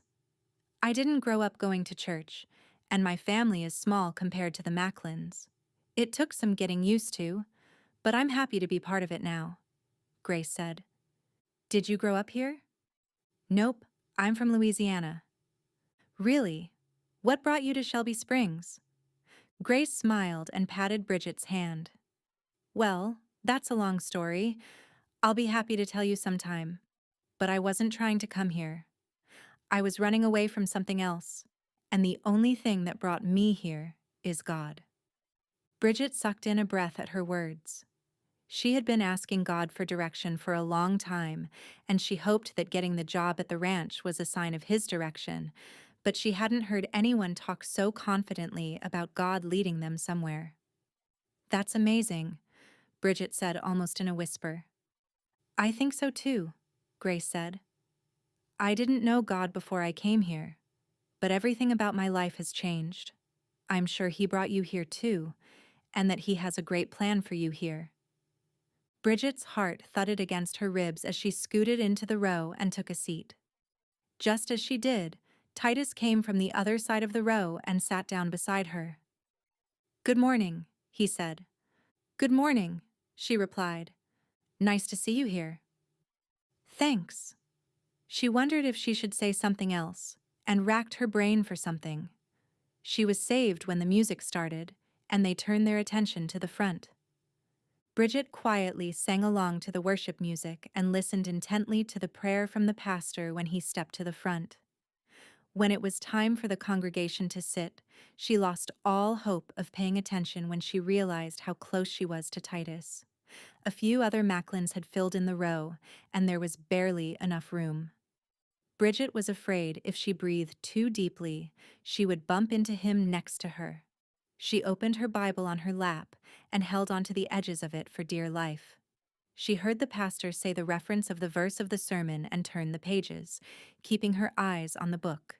She didn't want to allow herself a second to glance at Titus's dark jeans next to her and his worn hands holding his own Bible. She quietly cleared her throat and stared intently at the pastor. Maybe if she didn't blink, she could keep her thoughts on the words he was saying. Last week had been a breath of fresh air as the pastor read from the book of John and talked about Jesus being the Good Shepherd. For so many years, Bridget had only thought of God as a big bad leader in the sky who was waiting around to punish her. And as far as she was concerned, she had done plenty to be punished for and was failing at her own life. But when Vivian was 2, Bridget had braved going to a women's meeting at a church in their old town. The only reason she went was for the free childcare and the coffee. But she had met women who showed her about a real relationship with Jesus. Now the image of Jesus as a shepherd caring for his sheep was the most precious idea to her. She longed to know Jesus as a friend and God as a heavenly Father who had good plans for her, like Grace said. It had been a difficult mindset to change, but she was making progress. That was what she wanted for her daughter, to know the kind and loving God who had sent his Son to rescue the world. Since there was only one church in Shelby Springs, she had hoped it would be a good church that preached the Bible from that viewpoint, and she had been pleased to find out it was so much like their old church. She was finally able to focus on the sermon, even though she was still very aware of Titus Macklin sitting so close next to her. He didn't take notes, but he seemed to be listening and following along. Bridget liked to write notes in her journal and doodle drawings on the margins as she listened, but she couldn't imagine sitting next to Titus doing that. The drawing helped her listen and remember what she heard, but it was only meant to be between her and God. She didn't want anyone looking over her shoulder at them. Maybe next week she would be sure to come late again, so she could sit alone without the Macklins pulling her in. Before she knew it, the pastor was asking the congregation to join him in the closing prayer. After a few announcements, he dismissed them. The room once again filled with the sounds of voices. Bridget quickly began to gather her things. "So, I hear you're joining us this afternoon," Titus said. "Oh." She looked up at him, trying to decipher the look on his face. "I hope it's all right. I don't want to intrude, but your mom was pretty insistent." Titus laughed. "Yes, she is, but it's not intruding at all. We're happy to have you, and it will be fun. Every once in a while, we like to set aside the work of the ranch and just enjoy being together." "That's nice. Thank you for including us. Vivian will be excited." She started to tell him about her thinking they were her cousins, but was afraid how that might come across. "I can come by and pick you up if you want," he offered. Bridget tilted her head and looked at him as a thought occurred to her. Was this some kind of setup? Was Lydia inviting her so she would spend more time with Titus? Didn't they spend enough time together working for the venue?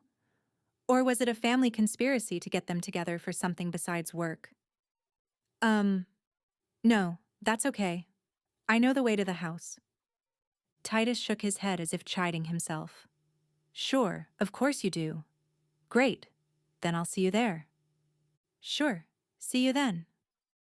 Bridget felt an awkward feeling settle into her chest. He seemed disappointed that she turned him down for a ride, but really, it was unnecessary. She lived on the ranch and could get herself and Vivian to the house. She told herself to ignore the feeling as she moved out of the sanctuary and went to get Vivian. The afternoon flew by once they got home. After lunch, Vivian settled in for some quiet play and a nap, while Bridget had her own quiet time in her room. She tried to get into the book she had planned to read today, but felt like her eyes glazed over every few sentences. It wasn't the story, it was her. All she could think about was what the evening at the main house would be like, and the disappointing look in Titus's eyes at church earlier. Had he really wanted to come pick her up? Did he remember that it wasn't just her, but her daughter? They were a package deal. Surely he wasn't interested in anything with her, with them. She had made it clear when she told him about Vivian's dad that she wasn't looking for a relationship and wouldn't be. Ever. Bridget bit her lip as she placed the open book on her lap. Ever was a really long time. What was it Grace had said? That God had a plan for her here? But that didn't mean it was a man. She sighed as she closed her eyes. God, she whispered. I don't know what the Macklins think of me, or why they invited us to come tonight. And I definitely don't know what Titus is thinking, but I'm not looking for anything there. But God. She paused and considered what she wanted to say. She knew God knew what was in her heart already, but saying it out loud felt scary. God, I want to follow you in whatever you have for me. I don't know what that is. All I know is that you led me to find that job posting, and you provided the job for me here. I was sure it was because the job included housing, and we desperately needed a fresh start. I don't know Grace's story, but I think maybe we have something in common. God, I think maybe I came here because I was running away from something, but maybe you had a plan for me to run toward something. Lord, I trust you, but I'm scared. I want to protect Vivian. I just want to take care of her, work a job I love, and provide for her future. I don't think I'm ready for anything else, but I want to follow your plan for me. Please show me what that is. She took a big breath and blinked at the tears that filled her eyes. Please be gentle with me, whatever that is. Amen. With the words said, she felt a little bit of the weight lifted from her. She snapped the book closed and stood to pick out something to wear that evening. A glance at her watch told her she had plenty of time before they needed to go, and a thought she usually pushed away came to mind. She had time to fix her hair and makeup. With her responsibilities, she had become a woman with a 3-minute makeup routine and a "my hair is fine air-dried" attitude. But today was a different day. Before her life had changed so drastically with Vivian's arrival, she had kept up with fashion trends and tried new hairstyles and makeup on a regular basis. Today was a day to revisit some of that. 30 minutes later, she looked in the mirror and barely recognized herself. She had found her curling iron at the bottom of a box in the closet and turned her normally stick-straight dark brown hair into soft curls. It amazed her the difference a little eyeshadow and contouring did for her features. With that done, she put on a sundress and sandals to complete the look. Just as she slipped a pair of hoop earrings in, Vivian walked in her room, wiping her eyes from her nap. "Oh, pretty mommy," she said. Bridget smiled at her daughter's words, but wondered if she should feel sad that Viv didn't see her this way more often. "Thank you, sweetie," she said. "Do you want to pick out something to wear? We're going to an outside dinner at the main house." "Oh, I know just the one." Vivian ran out and returned quickly with a purple and pink polka-dotted dress. "That's perfect," Bridget said. "We better get going." As they walked out the door, she wasn't sure exactly what to expect out of tonight, but with a peace from God in her heart, her steps felt lighter as they moved toward the big house. Chapter 9. Bridget held her sides where they hurt from laughter. She couldn't remember the last time she had laughed this much. "You'll get used to this," Sierra said, laughing alongside her. "The brothers' antics really come out when they get a break from work." "No, they don't. We're like this all the time," Jensen said, from where he sat with Colton's hand in his as they fought out an epic arm wrestling match. The brothers had set up a tournament with some wacky challenges thrown in. Jensen wiped whipped cream from his chin with his other hand. Colton grinned, showing the cherries he had stuffed in his mouth. "Yeah, this is perfectly normal," he said around the food in his mouth. Maggie rolled her eyes as she sat down across from Bridget. "He's right. They've been like this for a very long time, but they tend to forget a little bit when they're so focused on the ranch." She grinned. It's kind of nice to see them act like kids again every once in a while. I'm sure, Bridget said, glancing over to where all the children were running around playing together. The actual kids seemed to be having a lot of fun, too. Sierra nodded. It's nice to have built-in friends right here where we live. And when we get together like this, the older ones watch out for the younger ones. Vivian is fitting right in, too. I'm so glad. She talks about Dylan and Ava constantly, Bridget said of Katie and Sawyer's 2 children. She says they're her best friends. I know they are glad to have her here. They love making new friends. Bridget pushed back from the table and picked up her plate. The barbecue was delicious. Lawson will be glad to hear that. He's been wanting to cook for everyone on his new grill, Harper said. Can I help clean up? Bridget asked. Harper nodded. We just need to clear the tables. We convinced Lydia to use the disposable plates and cups, so she wouldn't have to do dishes later. She doesn't want to do it all the time, but on nights like this, she can relax and enjoy the family. That's nice. I'll take these plates to the garbage then. Here, I'll help. Titus's voice was close to her shoulder and caused her to jump. She tried to cover it. Oh, great. Thanks, she said quickly. Maybe too quickly. Did he know he had this effect on her? The sisters-in-law stood from the table and cleared items off as they moved away and disappeared to their own activities. Bridget racked her brain for something to say as they carried plates to the garbage can. So what else is on the agenda for tonight? Titus shrugged one shoulder. Nothing much. I think maybe Dad will have something to say. He chuckled. He usually does whenever we're all together. But besides that, I think it's just spending time together. What makes it different from all the other dinners? Don't you eat together every night? Mostly, but usually someone is late, and someone else is running off to go back to work or has something with one of the kids. It used to be easier when no one was married, but now that there are wives and kids, there are more responsibilities and activities. The kids have homework, or a school program, or a sport. It gets busy, so Mom wants us to start having a dedicated time when we're all together. He walked back to the table and removed his cowboy hat as he took a seat. Honestly, I think she's afraid the meals will get fewer and farther between. She understands that it's harder to get everyone together, and I think she wants to make sure we don't lose that family connection. She wants the next generation to be gathering here together for years to come. That's quite a legacy.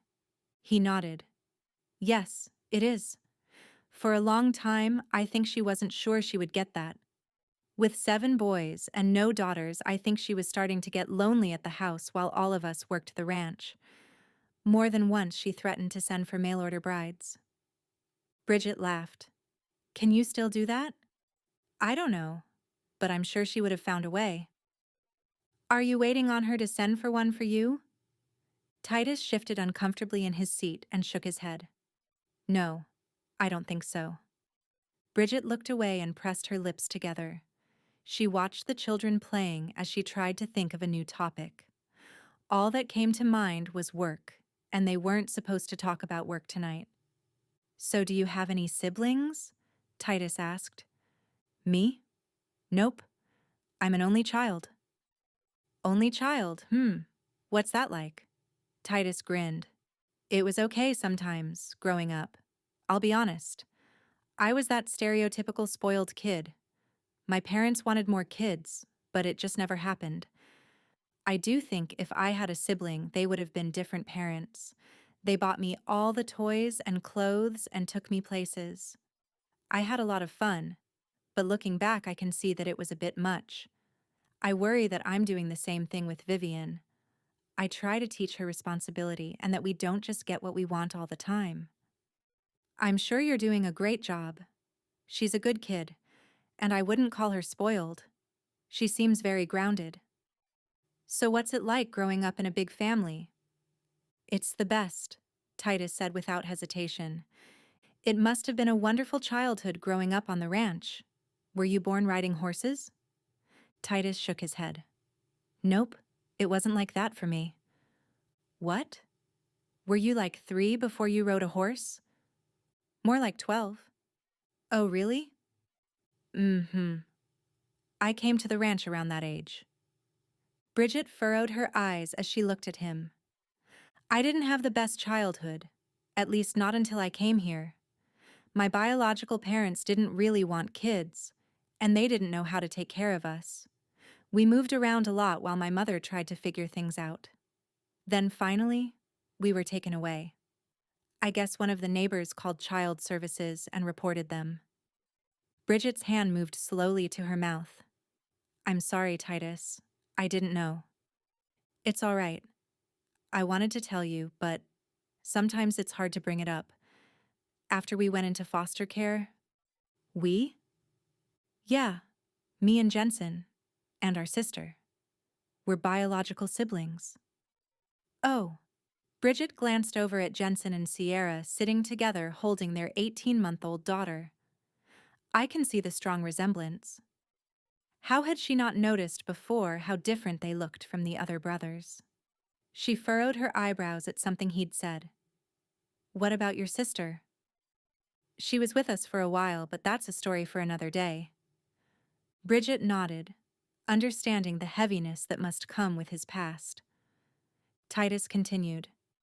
There were a lot of foster homes for a few years, until we came here. When we moved in with the Macklins, everything changed. I didn't put much stock in it. I was sure that it would be temporary, just like every other time. I got used to keeping my stuff in a bag for when they told us it was time to move on, but Mom told us from day one that we were part of their family now, and she meant it. It was a long time before I finally unpacked that bag, but one day I realized that we weren't going anywhere. It was a couple of years before the legal stuff was taken care of, and they officially adopted us. But it was like Mom said, we were already family. Bridget sniffed and dabbed at her eyes. That's wonderful. I had no idea you were adopted. I'm so sorry, she said. I can't imagine what that was like for you. I won't lie. It wasn't easy. I don't think it's something anyone would wish on a child, but at the same time, I know I ended up where I was supposed to be. I wouldn't want to be anywhere but part of this family. I'm so grateful that God had a plan for me, even when I couldn't see what it was. His words hit Bridget hard. She nodded slowly as she tried to process the feelings swirling inside her. I've been thinking about that a lot today. About God's plan, I mean. I've been through a lot. Things I wish I didn't have to go through. But Vivian is my whole world. I would never want to say that I wish I didn't have her. If I didn't go through what I have, I would be missing her. I know what you mean, Titus said. People always talk about regrets in life, but I don't really believe in regrets. There are things I wish I hadn't done or been through, but at the same time, I wouldn't change it if it would change where I ended up. I guess the only thing to do is look forward instead of looking behind. Bridget sighed. I'm afraid I've been doing a lot of looking behind. Maybe it's time to move on from the past. That's what I came here for. A new life for me and Vivian. Titus looked at her thoughtfully. Do you think you found that? I think so. I'm still not sure what God's plan is for me, but I know He led me here. I'm happy to walk forward and see what He has for me in the future. Me too. Bridget looked at him, unsure if he meant he wanted to see what God had for his future or that he was happy she had come here. She found herself hoping it was the both. Chapter 10. It had been 2 weeks since the family gathering. Now at a very different gathering, the fire crackled softly as the 7 Macklin brothers sat around it. So, remember the time we told Lawson to pretend he was a package, and he climbed in that box, and we taped it up by the front door? Jensen grinned, his eyes glinting with mischief. Colton barely contained his laughter. Right. And we told him we'd ring the doorbell and let Mom come find him. Titus nearly choked on his food, shaking his head at the memory. And then we never did and left him in the box for an hour. The group burst into laughter, the sound echoing in the night air. Lawson, sitting at the center of their teasing, smiled good-naturedly. Right. It was an hour well spent as I contemplated payback. Sawyer leaned in, curious. And just, what was that payback? Lawson folded his arms across his chest. Well, I don't remember exactly, but I know it was a really great idea. Hawk chuckled, shaking his head. I'm sure it was. You had lots of great ideas. Not sure you followed through on too many, but lots of good ones, I guess. Hey now, is this a bachelor party or just pick on Lawson night? Lawson asked, though his tone was light. Isn't that what a bachelor party is? Sawyer shot back, earning a round of laughter from the others. Well, you would think, Garrett said, since you're the oldest. What do you want us to do, Law? Give you advice or warn you about the realities of being married? Sawyer asked. Lawson grinned. A little of both, maybe? The atmosphere shifted as Sawyer leaned in with a serious look in his eyes. All right then. Just remember, it's not about winning every argument. It's about finding a way to move forward together. Sometimes you'll need to be the strong one, and sometimes you need to just listen. Yeah, and don't forget to pick your battles, Hawk added with a grin. Some things just aren't worth the fuss. Jensen leaned back, his voice thoughtful. It's a partnership, Lawson. You and Harper are a team now, and you've got to remember that, especially when things get tough. Lawson nodded, absorbing their words. I'm ready for it. Harper's the most important thing in the world to me, and I can't wait to start this next chapter with her. As the conversation continued, Colton turned and nudged Titus with his elbow. So, Titus, how's it feel to be the last man standing? We should take bets on how long it'll be before he's off the market, Hawk suggested, winking. Titus grinned. You know, I would say I have the best of the situation. I've been able to watch all of you go through this before me. It doesn't seem like that long ago we were all the single Macklin brothers. Now we're a huge family, and I've had the benefit of watching and learning. That's true, Sawyer said. You can learn from our mistakes. Hey, who said we've made any mistakes? Jensen asked, feigning offense. The brothers all laughed. We've all made mistakes, Hawk said. I took way too long to tell Maggie how I felt about her. She was here all along, but I was too afraid. If we're giving advice, it would be, when you meet someone, tell her how you feel. And be willing to do what she wants to do. Honestly, sometimes she will probably have some of the best ideas if you just listen, Jensen said. It's important to show her that she can trust you. Maybe she's not ready to start a relationship yet, but if you build a foundation of trust, when the time is right, she will know you're not going anywhere, Lawson said. I know that was really important for Harper.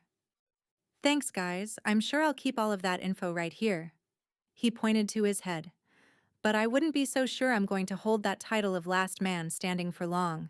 I've got some plans of my own. The other brothers exchanged glances. Oh yeah?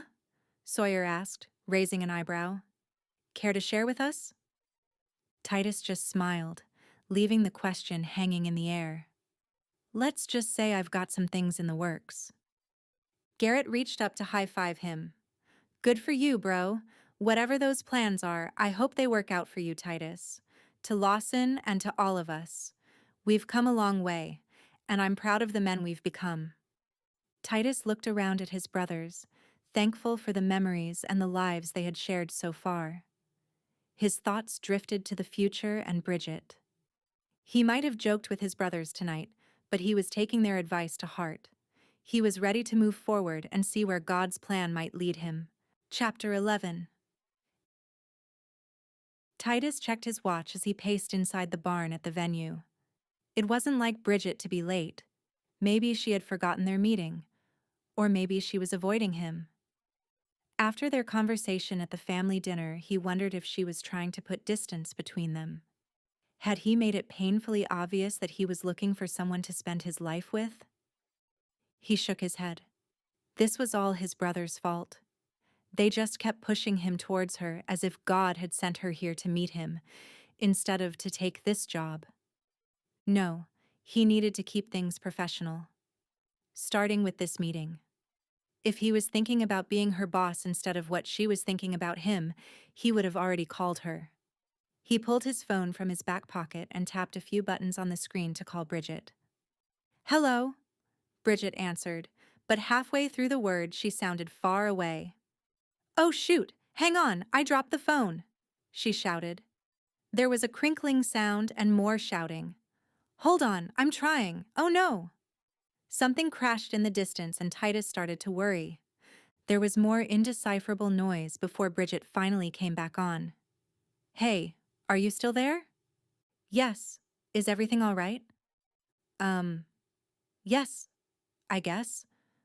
Her voice sounded strained.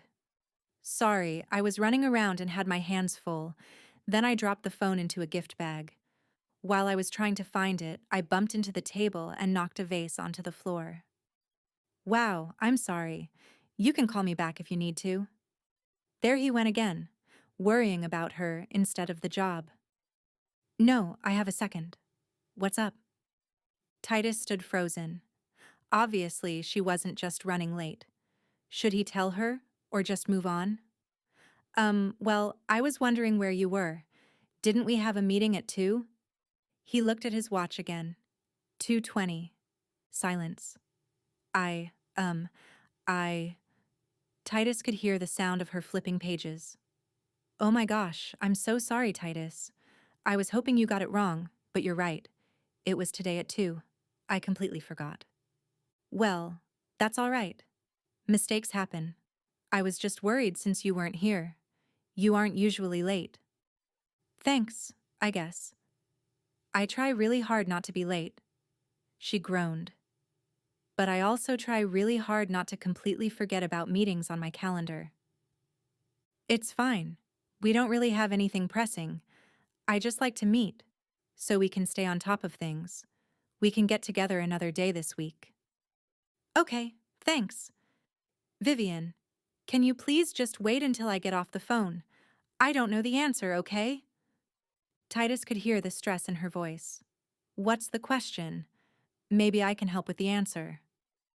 Bridget sighed loudly. "No, I don't think so." Her tone held no humor. "What's wrong?" It's nothing. I'll figure it out."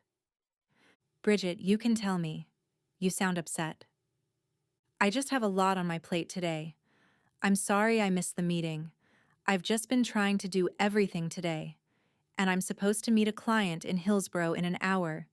My GPS says that's 30 minutes from here, so I need to be on the way. But I don't think they will think it's very professional for me to show up with my 5-year-old. I guess I didn't think that through. But originally, she was going to come here. I thought I could let Vivian go in the next room at the office. But now she wants me to meet her." Whoa, slow down. So you need to do something for work. You just need someone to watch Vivian?" There was a long pause. "Yeah, I guess that's what I need." "That's not a big problem." "It is to me." Titus took a breath and tried to sound as compassionate as he could. "Of course I didn't mean it's not important. It is. But there's a simple fix." "Oh yeah?" "Yeah, I'll watch her for you." Another long pause. So long that Titus wondered if she had hung up or fallen over and passed out on the floor. "Hello? I'm still here. Sorry, I was just surprised. I don't want to ask you to do that." "You didn't ask, although you could. I offered. I'm happy to do it." "Really? Are you sure?" Titus could just imagine her doing that adorable look where she bites her lower lip, and he can tell she's overthinking something. "Absolutely. I have a lot of experience in being a fun uncle, and I can handle it." "Well, I just, Titus could hear the hesitation in her voice. "Why don't you meet me over at the main house? Mom is around today, and we can hang out there." "Oh, that sounds great. Are you sure your mom won't mind?" "I promise. It's no problem." "Don't you have to work on the ranch?" Nope. I had a meeting on my schedule, remember? He teased her. Oh, that's right. Okay, I can bring her to the main house. Great. I'll just meet you there. Okay, thanks. I'll see you soon. Titus hung up and then stood unsure of himself for a few moments. Did he really just offer to babysit? He barely knew Vivian, but he knew kids. He had spent enough time with his nieces and nephews to know how to handle kids. He rubbed his chin. But then again, there were usually more of them. The kids were pretty good at playing together and entertaining themselves. What were you supposed to do with just one kid? He didn't have time to think about it now. Bridget had sounded like she was in a hurry and was probably already on her way to the house. He jumped into action and headed toward the main house. When he climbed out of his truck and reached the porch, he turned at the sound of her car approaching. Bridget rushed toward him, dragging Vivian behind with her hand in hers. Hey, thanks for doing this. I'm sorry I've got to go or I'll be late. She has a snack, and her water bottle, and in the bag she has some toys and coloring books. Titus held up his hands. We will be fine. Don't worry. Okay. Her eyes said she wasn't taking that advice. Vivian, sweetie, you be good for Mr. Titus. Yes, ma'am. We'll have a great time. Go on. We'll be fine. Titus stood awkwardly between Vivian and the front porch of the house. Vivian waved to her mom as she drove away before turning to look at Titus. She stared at him with a mixture of curiosity and shyness. Titus knelt down to her level, giving her a warm smile. Hey, I'm excited to hang out with you for a while. How about we go inside and find something fun to do while your mom's at her meeting? She slowly nodded, but she kept quiet. Inside the house, Titus called out, Hey, Mom, it's me. I'm in the living room, his mom's voice replied. Come on, he said as he started that way. Vivian followed just a step behind him. Well, hello there, Mom said with a smile. This is a surprise. Bridget had a meeting and needed someone to watch Viv for a little while. You don't mind if we hang out here, do you? Titus asked. Mom waved a hand in the air. Of course not. I'm happy to see both of you, and I just might have some cookies in the pantry for a snack later on. She smiled at Vivian. Yay! Vivian shouted.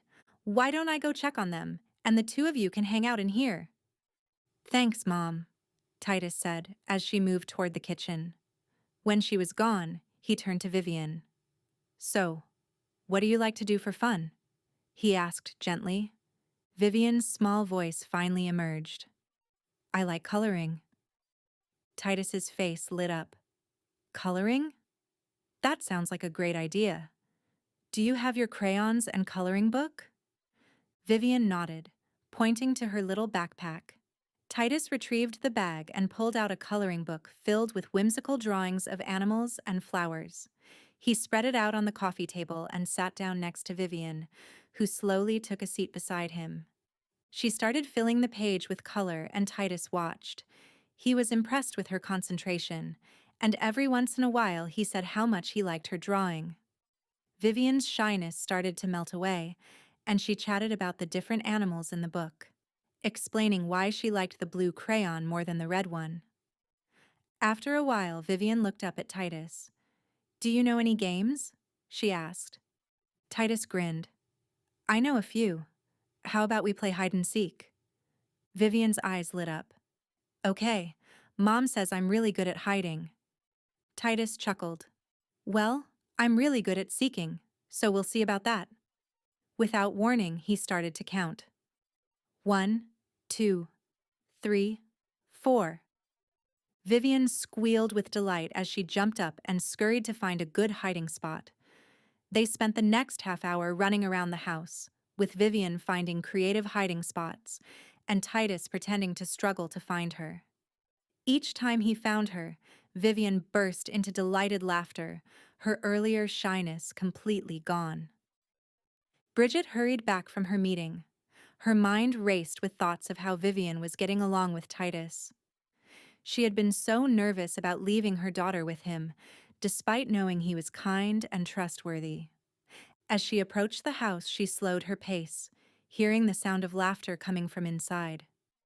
Quietly, she opened the door, careful not to disturb whatever was happening. She peeked into the living room and stopped in her tracks. There, on the floor, were Titus and Vivian. They were both on their hands and knees, playing some sort of animal game that Vivian seemed to be making up as they went along. Titus was doing his best impression of a bear, and Vivian was trying to sneak past him without being caught. The room was filled with a kind of playful laughter that Bridget hadn't heard in a long time. Bridget leaned against the doorframe, her heart swelling as she watched them. Titus was patient and playful, letting Vivian take the lead in their games, but also guiding her gently when she needed it. He seemed so at ease, so natural with her daughter, as if he had been doing this for years. Bridget found herself smiling, not just at the sight before her, but at the realization that she hadn't felt this kind of peace in a long time. Titus wasn't just watching Vivian, he was truly engaging with her, making her feel important and cherished. Eventually, Titus noticed Bridget standing in the doorway. He sat back on his heels, his face flushed. "Looks like Mom's back," he said to Vivian, who spun around with a squeal of delight. "Mommy, Titus was a bear, and I was a sneaky mouse." Vivian ran over to Bridget, throwing her arms around her legs. Bridget smiled down at her daughter, then looked up at Titus, her expression soft. "It sounds like you two had a lot of fun." Titus stood and brushed off his jeans. "We did. Vivian's got quite the imagination. I might need to take some notes."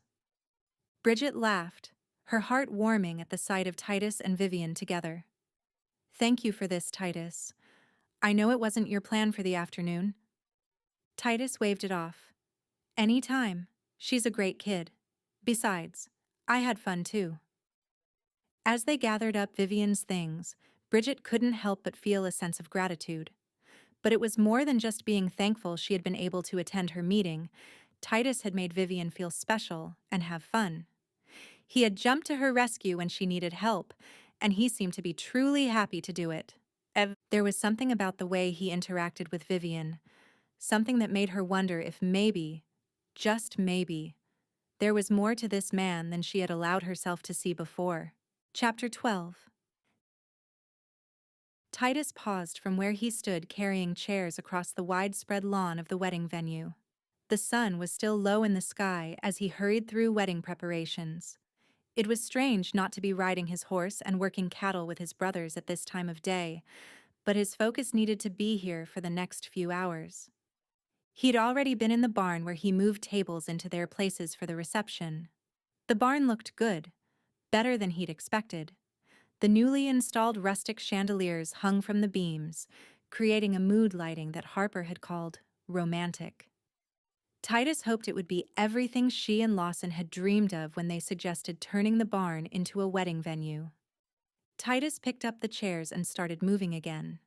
There was no time to waste as they made final preparations today.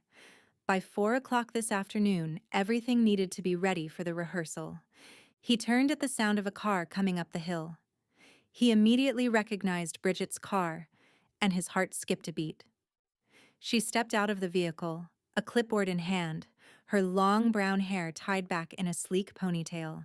She moved toward him with a purpose that made it clear she meant business today. "Morning, Titus," Bridget called out as she approached, her eyes scanning the barn's exterior. "Morning," Titus replied. "We're on schedule so far, but I'm guessing you have a detailed list of jobs for everyone." Bridget flashed a small smile. "Absolutely. Just want to make sure we stay on track and get everything done in time. As long as we work together, everything should go smoothly." Titus set out the chairs, perfectly placing them in the row. Then he placed his hands on his hips as he looked at her. "I'm working on chairs, unless you have something else you want me to do."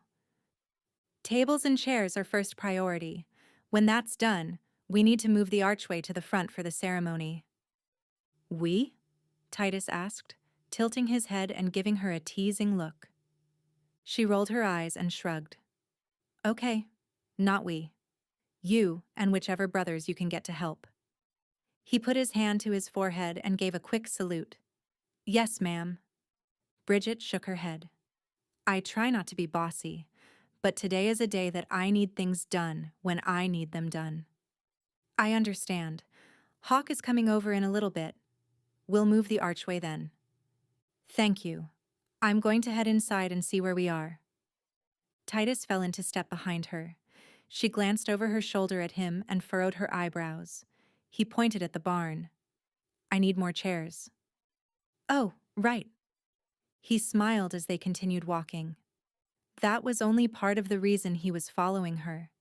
He hurried ahead and pulled open the barn door for her. When she walked past him into the entryway, she stopped and gasped. "What?" she said, turning to face him. "How is this already done?" Titus lifted one shoulder. "I guess the wedding elves worked through the night." She swatted at him with her hand. "No way. Did you do this? It must have taken you all night."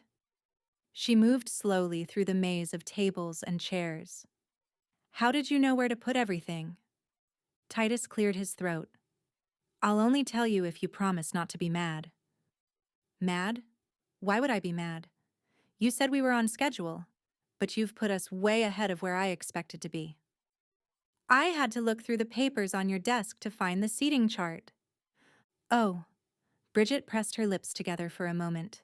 "Where on my desk?" "I'm not sure. I had to move some things around, but it was on a piece of paper that said, 'Seating chart.'" "Mm-hmm." She tapped her chin with her index finger. "What?" he asked, starting to feel concerned. "I'm just afraid it's not the correct version." "Oh." His face fell. "It looks all right to me." He turned and looked at the room. "In fact, I think it looks great." She nodded. "It does. It will be fine. We might just have some minor adjustments. But seriously, Titus, this is amazing. Thank you for doing this." "I just wanted to be helpful. Lawson and Harper deserve the best, and if I can help them and ease the burden for the rest of my brothers, I'm glad to do it." "That's very nice of you." She looked up at him, and their eyes met for a moment. Titus wanted to hold her gaze as she smiled at him. He would stay up all night moving tables any time if it meant he could see her smile like that. She pulled away all too soon and flipped the pages on her clipboard. "I just need to check a few things off my list." He followed her as she moved toward the office. "How long did you say you've been planning weddings?" "About 6 years now," Bridget replied, crouching down to adjust the white linen tablecloth on one of the tables. "It started after my own failed wedding. I had so many things we had bought. I wanted to do a lot of it myself, so I had spent months putting things together. When our day never happened, I didn't know what to do with it all. Finally, I decided I would sell it, but when I went to list it online, the first girl who contacted me asked me if I was a wedding planner. I needed a job, and I didn't even think before I said yes. We met, and I planned her wedding. That launched my career, and I've been doing it ever since." "Wow," Titus said. "You must have done a lot of weddings by now." She nodded. "I've done weddings all over Tennessee, but I have to say, this ranch has a charm that's hard to beat." Titus chuckled. "You should have seen it before we cleaned it up. Charm isn't exactly the word I'd use." Bridget smiled, glancing up at him. "Well, you've done a great job. It's the perfect venue, and once we get the word out, we're going to be booked solid. Brides will be fighting over dates to get married here." Titus's heart filled with pride. "Thanks. That means a lot, coming from someone who's seen so many locations." They continued to work in companionable silence until the altar was perfectly in place. But just as they were admiring their work, the sky began to darken, clouds rolling in from the west. Bridget looked up, her brow furrowing. "This wasn't in the forecast." "No, it wasn't," Titus muttered, glancing around. "Maybe we should hold off on setting anything else up outside for now." Bridget bit her lip as she nodded. "You're probably right." She glanced at her clipboard, and he could tell she was mentally running through her schedule. Before either of them could say another word, the rain started to fall. "Quick!" she yelled. "Grab the boxes of chair linens." He sprung into action, and they moved together to lift the boxes and carry them into the barn. They weren't light, and it took them 3 trips to get all of them. Titus wished Hawk was here already, so Bridget didn't have to do the heavy lifting, even though she didn't complain. The raindrops bounced off the boxes as they carried them, and Titus's shirt was soaked by the time they made it inside. Bridget shook out her wet hair as she grabbed her clipboard and started writing at high speed. "If it stops raining soon, the chairs might dry before this afternoon. But if not, we'll need to get towels and dry the seats before the rehearsal. We can wait until tomorrow to put the chair covers on if we need to." When she finished writing, she looked up at Titus as if seeing him for the first time. She giggled. "Well, that was fun," she said, brushing a wet strand of hair out of her face. Titus found himself admiring how she didn't panic, even as the first drops of rain began to fall. She was focused, determined, and in control. "Yeah," he agreed, shaking his head to get the water out of his eyes. "What if it rains tomorrow? What happens to the outdoor ceremony?" Bridget sighed. "Either they get married in the rain or we move the ceremony into the barn. But we have a plan for how to make that work if we need to. I've already talked to Harper about all the possibilities just in case." Titus looked at her, really looked at her. There was something in her eyes, a resilience, a quiet strength, that he hadn't noticed before. "You're pretty good under pressure," he said, his tone softer than before. "So are you," Bridget replied, meeting his gaze. For a moment, the air between them shifted. There was a connection building between them. Something unspoken, but undeniably there. They stood in silence, the rain drumming on the roof, neither of them quite ready to break the connection. Finally, Bridget spoke, her voice quieter. "I think Lawson and Harper are going to have a beautiful wedding, no matter what." Titus nodded, a small smile tugging at the corners of his mouth. "Yeah, thanks to you." Bridget returned the smile, a warmth in her eyes. "And you." "We're a good team," he said. "I agree. It's a perfect partnership. Me with the plans, and you taking charge to do what needs to be done." As she turned and moved toward the office, Titus watched her go, hoping that this perfect partnership might lead to something more. Chapter 13. The morning of the wedding dawned clear and bright. Bridget woke with the first light, her mind already racing with the details she needed to check, double-check, and triple-check before the ceremony. She had barely slept the night before, her mind buzzing with the endless list of tasks that needed to be completed, but that was nothing new. Wedding days were always like this, an exhilarating, exhausting mix of excitement and pressure. As she dressed in her usual wedding day uniform, a light gray blouse that was pretty, but didn't attract attention to herself, black pants, and her trusty leather boots, Bridget couldn't help but feel a small thrill of anticipation. The storm that had threatened to ruin everything had blown through, leaving the air crisp and clean, the sky a brilliant blue. It was going to be a beautiful day, and as much as she tried to focus on her work, a tiny part of her allowed herself to be swept up in the romance of it all. The rehearsal and the dinner that followed had gone by without a hitch. Lawson and Harper looked as if they were floating on clouds all night. The food, catered from the diner in town, had been absolutely delicious. Bridget had been surprised when Lawson told her where the dinner was coming from. She had come into the planning too late to have anything to do with that, but after she tasted the roasted chicken and the twice-baked potatoes, she knew she would be adding the diner to her list of recommendations for paying guests. After she dropped Vivian off at Sierra's house to play for the morning, she made her way to the venue. The morning flew by as she worked alongside the family and other volunteers. Things would be different when they could hire staff for the events. but this was nice too. A few hours later, she stood in front of the barn, now fully decorated and ready for the reception. Bridget stood and breathed a sigh of relief as she smiled. She had to admit, it looked stunning. As she moved through the barn, checking that the tables were set correctly, the flowers arranged just so, and the lighting perfect, she pulled up her clipboard and made a few notes of things that worked and what could use improvement. Once she saw that everything was in order, she walked outside to the waiting golf cart and drove to the tiny cabin they had turned into the bride's room. Bridget knocked twice before entering. "How's everyone doing?" she asked. Harper was surrounded by her bridesmaids, laughing and chatting as they put the finishing touches on her hair and makeup. "Bridget, you're a miracle worker," Harper said, her eyes shining with happiness. "Everything looks perfect." Bridget returned the smile, feeling a warm glow of satisfaction. "You look beautiful, Harper. Lawson's going to be speechless." Harper blushed. "I hope so.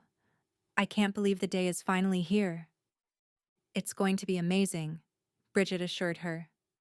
"Just focus on enjoying every moment. We've got everything else covered." That was her job, making sure everything was perfect for someone else's day.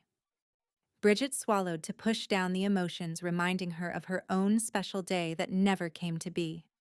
With a final nod, Bridget left the bride to her preparations and made her way back to the barn. The guests were starting to arrive, and she stood back and watched people visit with each other before taking their seats. Everything was falling into place, just as it should. When the time came, Bridget took her place at the back of the gathering, her eyes scanning the scene one last time. The pastor followed her cue and led Lawson to the front as the music began.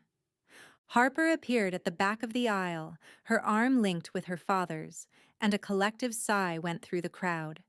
She was radiant in her simple, elegant gown, and all her attention was on her groom as she took her first step toward Lawson. Bridget felt a lump rise in her throat, a familiar, yet unexpected wave of emotion washing over her. As Harper made her way down the aisle, Bridget's gaze drifted to Titus, standing tall and proud beside his brother as the best man. He looked different today, more serious, more focused. But when he caught her eye, he offered her a small, private smile that made her heart skip a beat. The ceremony itself was a blur of beautiful moments. Lawson's voice trembled as he recited his vows, and Harper's eyes sparkled with unshed tears as she promised to love him forever. Bridget couldn't help but be moved by the raw emotion in their words, the way they looked at each other with such deep, unwavering love. As Pastor Judson pronounced them husband and wife, and Lawson leaned in to kiss his bride, the crowd erupted into applause. Bridget clapped along with the rest, her heart swelling with a mix of pride and something else, something she wasn't quite ready to name. The newlyweds walked back up the aisle, hand in hand, their faces glowing with happiness. Bridget watched them go, a smile tugging at her lips. The hardest part was over, but the day was far from done. The barn was buzzing with energy, the reception in full swing. The warm light from the chandeliers cast a golden glow over the guests as they mingled, laughed, and celebrated. Bridget stood near the entrance, her eyes sweeping the room, making sure everything was running smoothly. Harper and Lawson were beaming as they made their way to the head table. Bridget allowed herself a moment to appreciate the happiness on their faces. She had seen countless couples on their wedding day, but there was something about Harper and Lawson that touched her. Maybe it was the way they looked at each other, like they were the only two people in the room. She turned away from watching them, sure there was something she needed to do. There was always something to be done, whether it was checking on the caterers or making sure the DJ had the right playlist. She thrived on the details, the way everything had to come together seamlessly. It was what made her good at her job. Despite her best efforts today, something, or rather, someone, kept pulling her attention away. Titus. She'd seen him around all day, helping out where he could, and always with that easygoing smile on his face. He was a hard worker, no doubt about that, but it was more than just his dedication that had her on edge. It was the way he looked at her, like he saw something beyond the professional facade she put up. It was unsettling, and yet, she couldn't stop thinking about it. Bridget. She turned at the sound of her name, and there he was, standing right behind her, close enough that she could see the way the light caught the golden flecks in his brown eyes. He was smiling, but there was something else in his expression, a softness, a warmth that made her heart skip a beat. Titus, she replied, trying to keep her voice steady. Is everything okay? Do you need something? He tilted his head slightly, studying her with that same look that had been throwing her off all day. Yeah, I need something, he said, his voice low. I need you to take a break. She blinked, caught off guard. A break? Yeah, he repeated, a smile tugging at the corners of his mouth. A dance, actually. Come on, you've earned it. Bridget opened her mouth to protest, to insist that she had too much to do, but the words died on her lips. She could see the determination in his eyes, and she knew he wasn't going to take no for an answer. Titus, Everything's under control, he said, cutting her off gently. You've done more than enough. Just one dance. I promise I won't keep you long. She hesitated, glancing around the room. It was true. Everything was running smoothly. Maybe she could allow herself this one indulgence. Okay, she said finally, a small smile playing on her lips. One dance. Titus's smile widened, and before she could second-guess her decision, he took her hand and led her to the dance floor. The music shifted to a slow, romantic tune, and Bridget felt a flutter of nerves as Titus pulled her into his arms. Relax, he murmured, his voice close to her ear. You've got nothing to worry about. Bridget nodded, trying to follow his advice. She focused on the music, on the steady rhythm of the song, and on the feel of Titus's hand on her back, guiding her with an easy confidence. As they moved together, she began to relax, letting herself get lost in the moment. For the first time that day, she wasn't thinking about what needed to be done or what could go wrong. She was just enjoying herself. It was a strange, unfamiliar feeling, but not unwelcome. In fact, she realized she liked it more than she'd expected. You know, Titus said after a few moments of comfortable silence, I've been wanting to do this all day. Bridget looked up at him, surprised. Dance with me? Yeah, he said, his eyes locking with hers. Dance with you. Talk to you.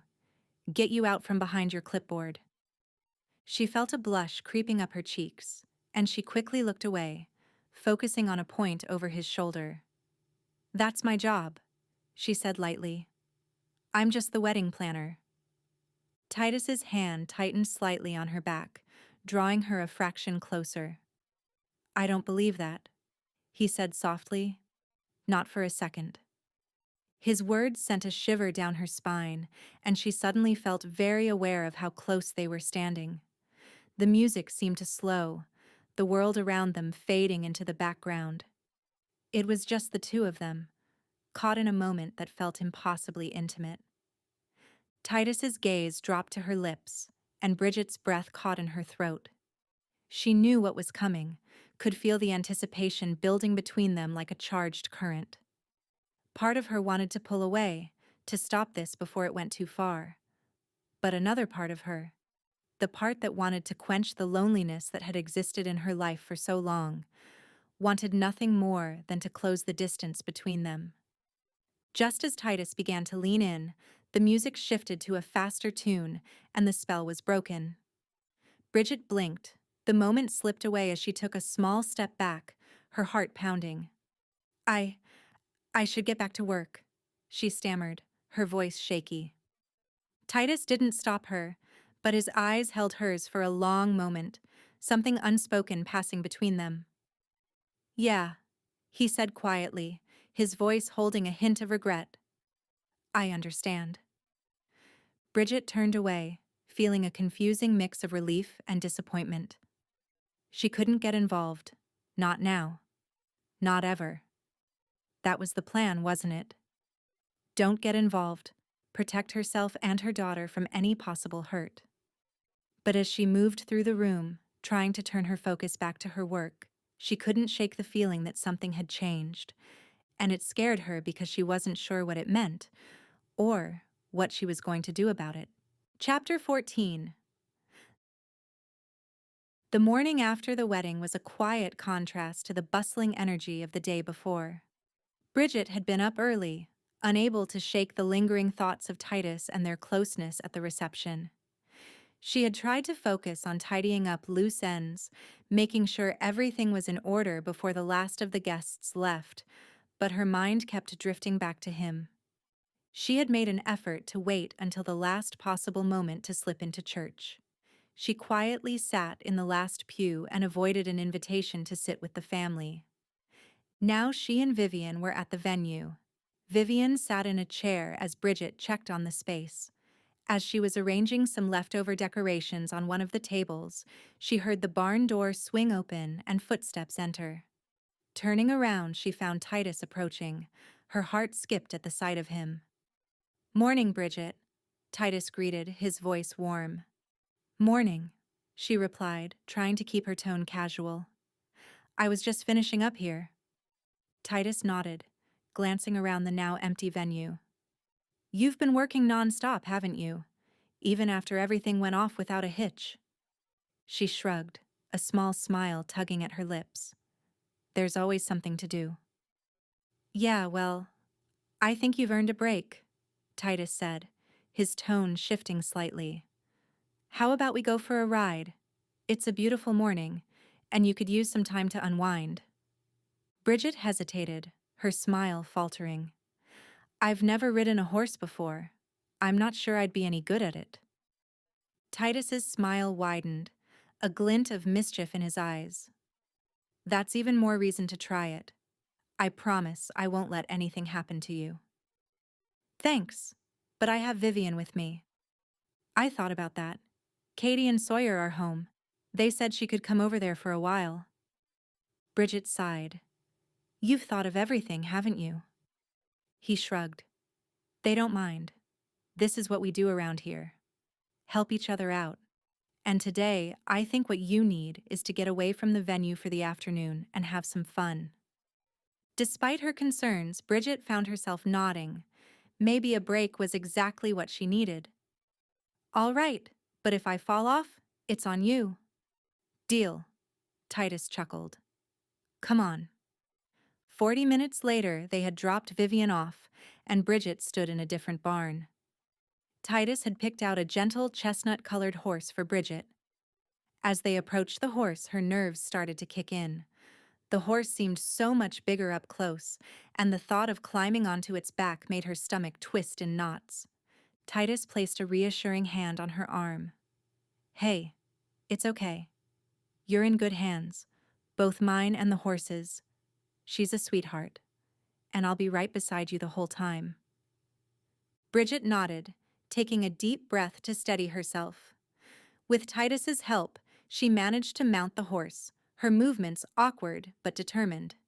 He adjusted the stirrups for her and explained the basics of holding the reins and guiding the horse. His hands brushed hers as he worked, sending a shiver up her spine that had nothing to do with the fear of riding. "Ready?" he asked, looking up at her with a smile that was both encouraging and just a little bit teasing. "As ready as I'll ever be," Bridget replied, trying to sound more confident than she felt. Titus mounted his own horse with practiced ease. "All right then, let's take it slow." They set off at a gentle walk, the horse's hooves making a soft, rhythmic sound against the dirt path. Bridget's heart was still pounding, but as they moved further along the trail, the steady pace and Titus's calming presence began to soothe her nerves. She tried to relax and enjoy the experience. As they rode, Titus pointed out trails that he had ridden as a kid, sharing stories about growing up on the ranch. Bridget found herself smiling and laughing along with him, her earlier tension melting away. "You know," Titus said after a while, "you're doing great. I think it's time we pick up the pace a little." Bridget shot him a wary look. "You're not going to make me race, are you? I've heard all about the competitive streak all the Macklin brothers possess." Titus grinned. "Just a friendly race. Nothing too crazy. It's all about having fun, remember?" Her first instinct was to refuse, but there was something about the way Titus was looking at her, like he genuinely believed she could do this, that made her reconsider. Maybe it was time to let go of her fears, just for a little while.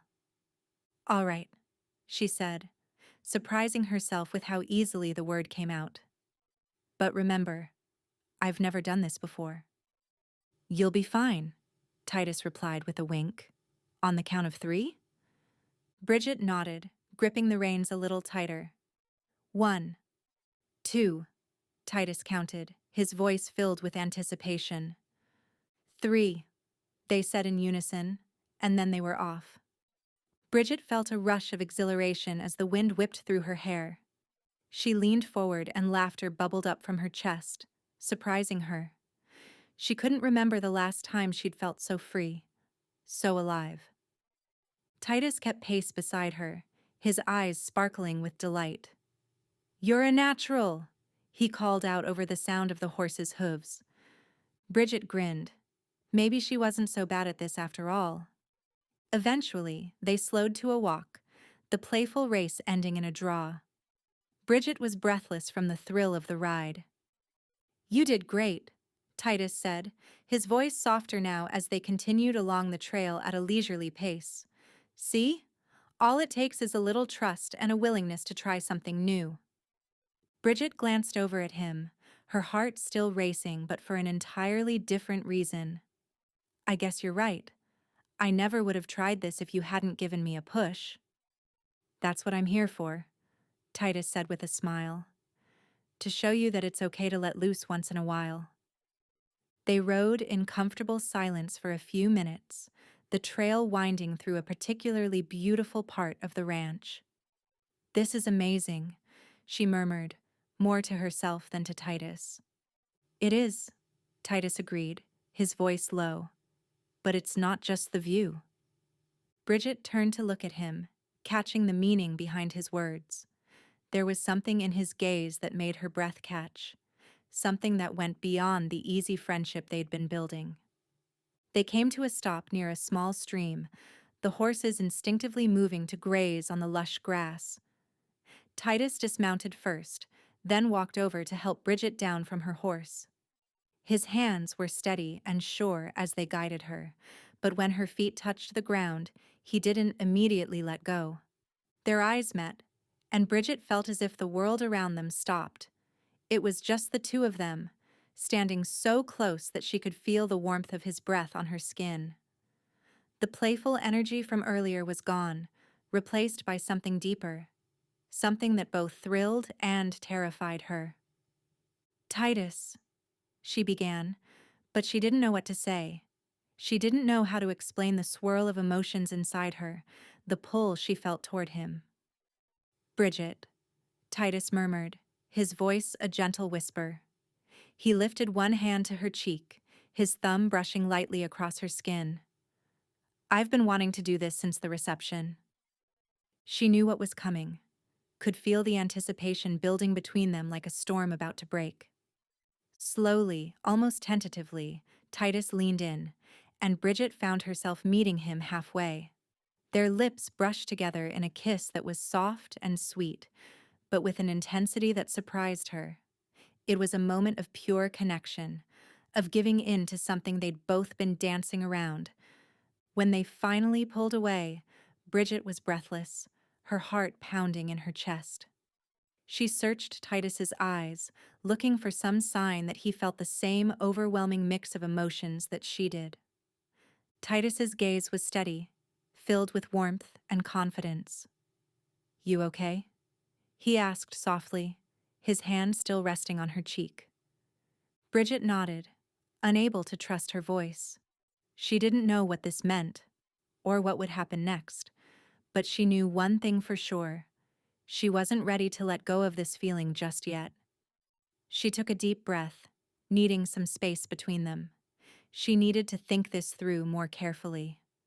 She touched her lips with her fingers before clearing her throat and smiling at him. "We should probably be getting back." Titus nodded in agreement, even though she was sure he wanted to stay longer. They mounted their horses once more, the silence between them now filled with unspoken words. As they rode back to the ranch, Bridget's thoughts were a whirlwind of uncertainty and excitement. She didn't know where this was going, but for the first time in a long time, she was willing to find out. Chapter 15. Titus woke up on Thursday morning with a smile on his face. It was the same smile that had been permanently plastered there since the ride with Bridget. He kept thinking back to the moment together as they talked and shared. And then, when he finally kissed her, it was everything he had hoped for. She was soft, but strong, and when his lips met hers, it was like he had finally found what he was looking for. Now he couldn't wait to spend more time with her, and that led to the smile on his face this morning. Thursday was his newly designated day off, and since she had worked on Saturday and part of Sunday, he had convinced her to take the day off too. He jumped out of bed and dressed quickly in jeans and a clean shirt.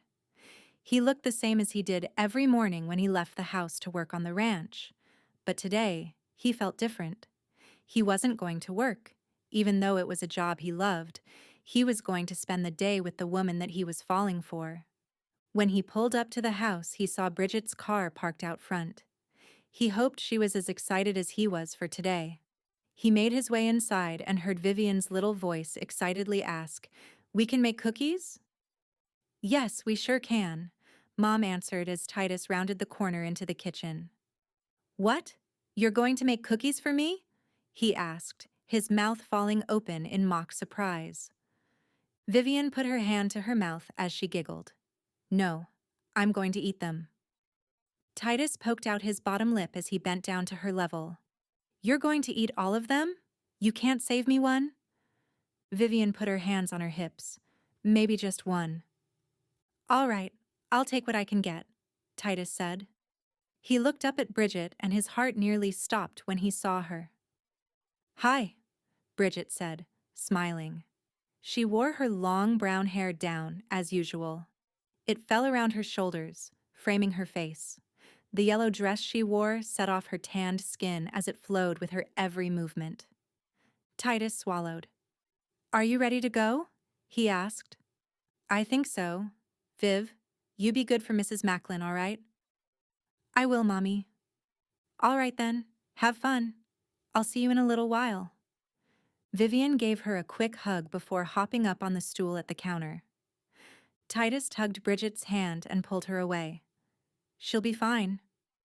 Once they were outside, Bridget frowned. "I'm actually afraid she's not going to miss me at all." Titus squeezed her hand. "Of course she will. Trust me, there is no one else she would rather be with. It's a good thing that she will have fun while you're gone. I'm sure Mom is thrilled to have a little girl to spoil for a few hours." "I hope so." As they reached the truck, Titus stopped and looked at her. "You look very nice today." Bridget's cheeks flushed pink, and she looked away. "Thank you." Titus opened the door for her to climb in before he made his way around to the driver's side. "So I hope you're hungry. I'm taking you to the best breakfast in town." "You mean besides your mom's cooking?" Titus grinned. "Of course." "And also, do you mean the only place to eat in town?" He laughed. "I guess you figured that out. I'm still learning about Shelby Springs, but I haven't seen any other restaurants." "Nope. The diner is all we have to offer. But they have delicious pancakes, French toast, and biscuits and gravy. You can take your pick." "Sounds good to me," Bridget said. "It's usually just cereal and eggs for me and Viv."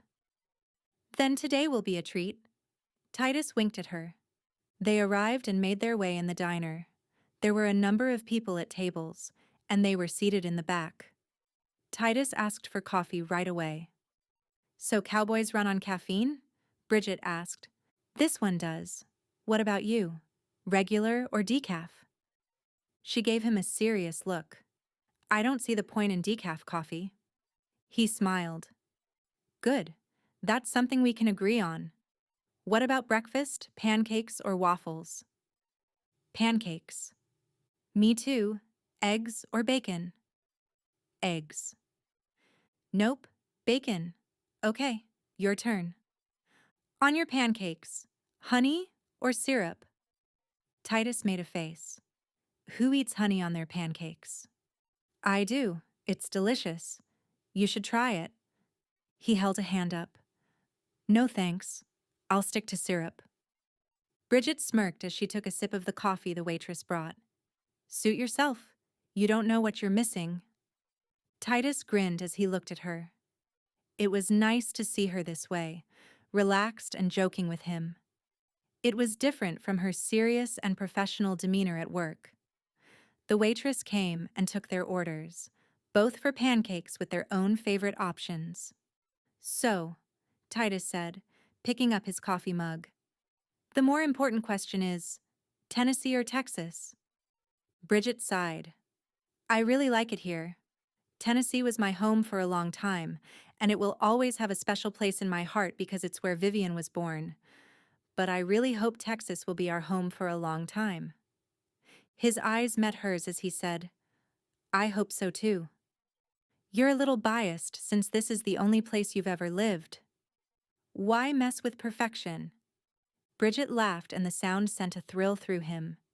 Seriously though, I'm happy here. I wasn't always. Before I came to live at the ranch, I would have been happy to go anywhere but Texas. It's not about the place, it's about the people. My people are here. She nodded. I feel the same way. It was a big decision to come here, but as long as Vivian and I are together, I know we will be all right. Titus fidgeted with his rolled-up silverware in the paper napkin. What made you want to move away from everything? I mean, Whispering Oaks is a great place, but I'm guessing you could have been a wedding planner anywhere. Bridget took a deep breath. After my grandmother died, it felt like we didn't have much keeping us in Chattanooga. Vivian wasn't tied down to a school, and my parents aren't involved. So when I realized I couldn't keep the house, I decided if we were going to move, we might as well make it big.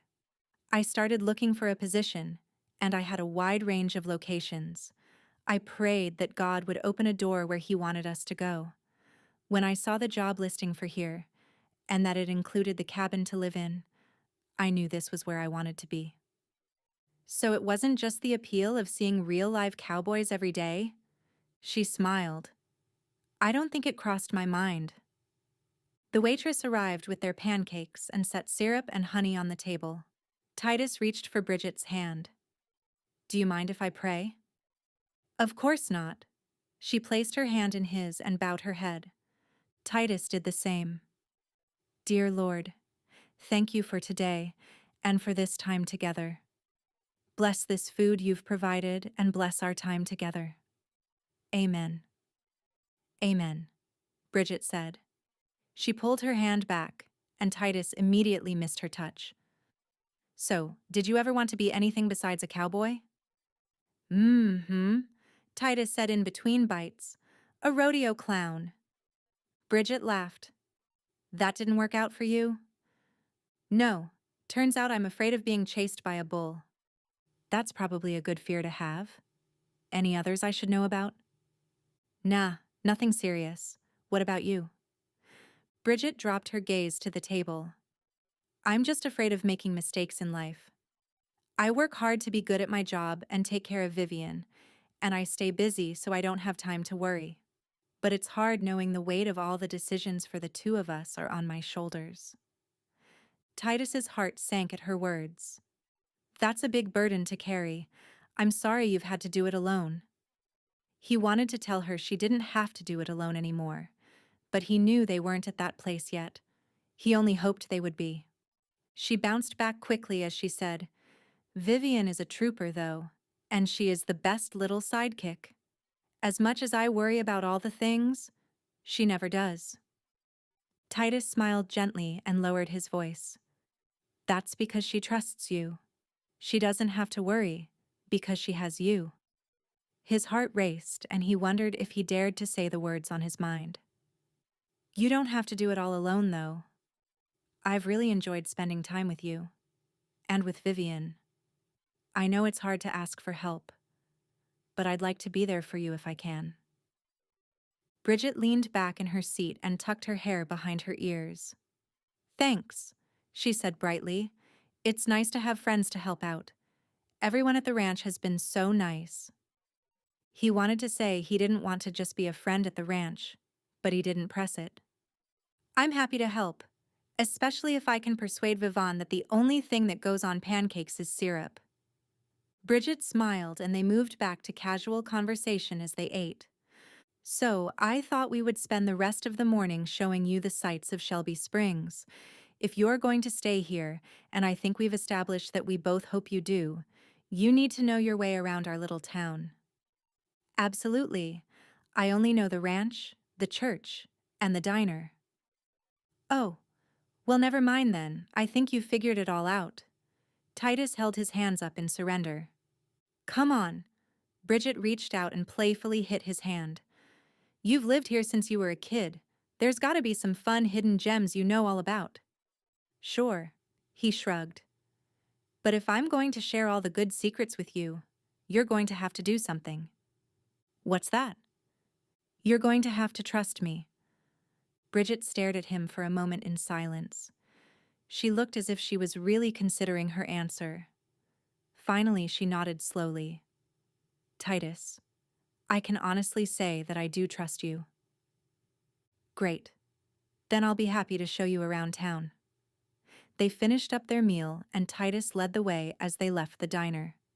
He was grateful he had earned her trust, and in their time together in the future, he prayed and asked God that he might win her heart. Chapter 16.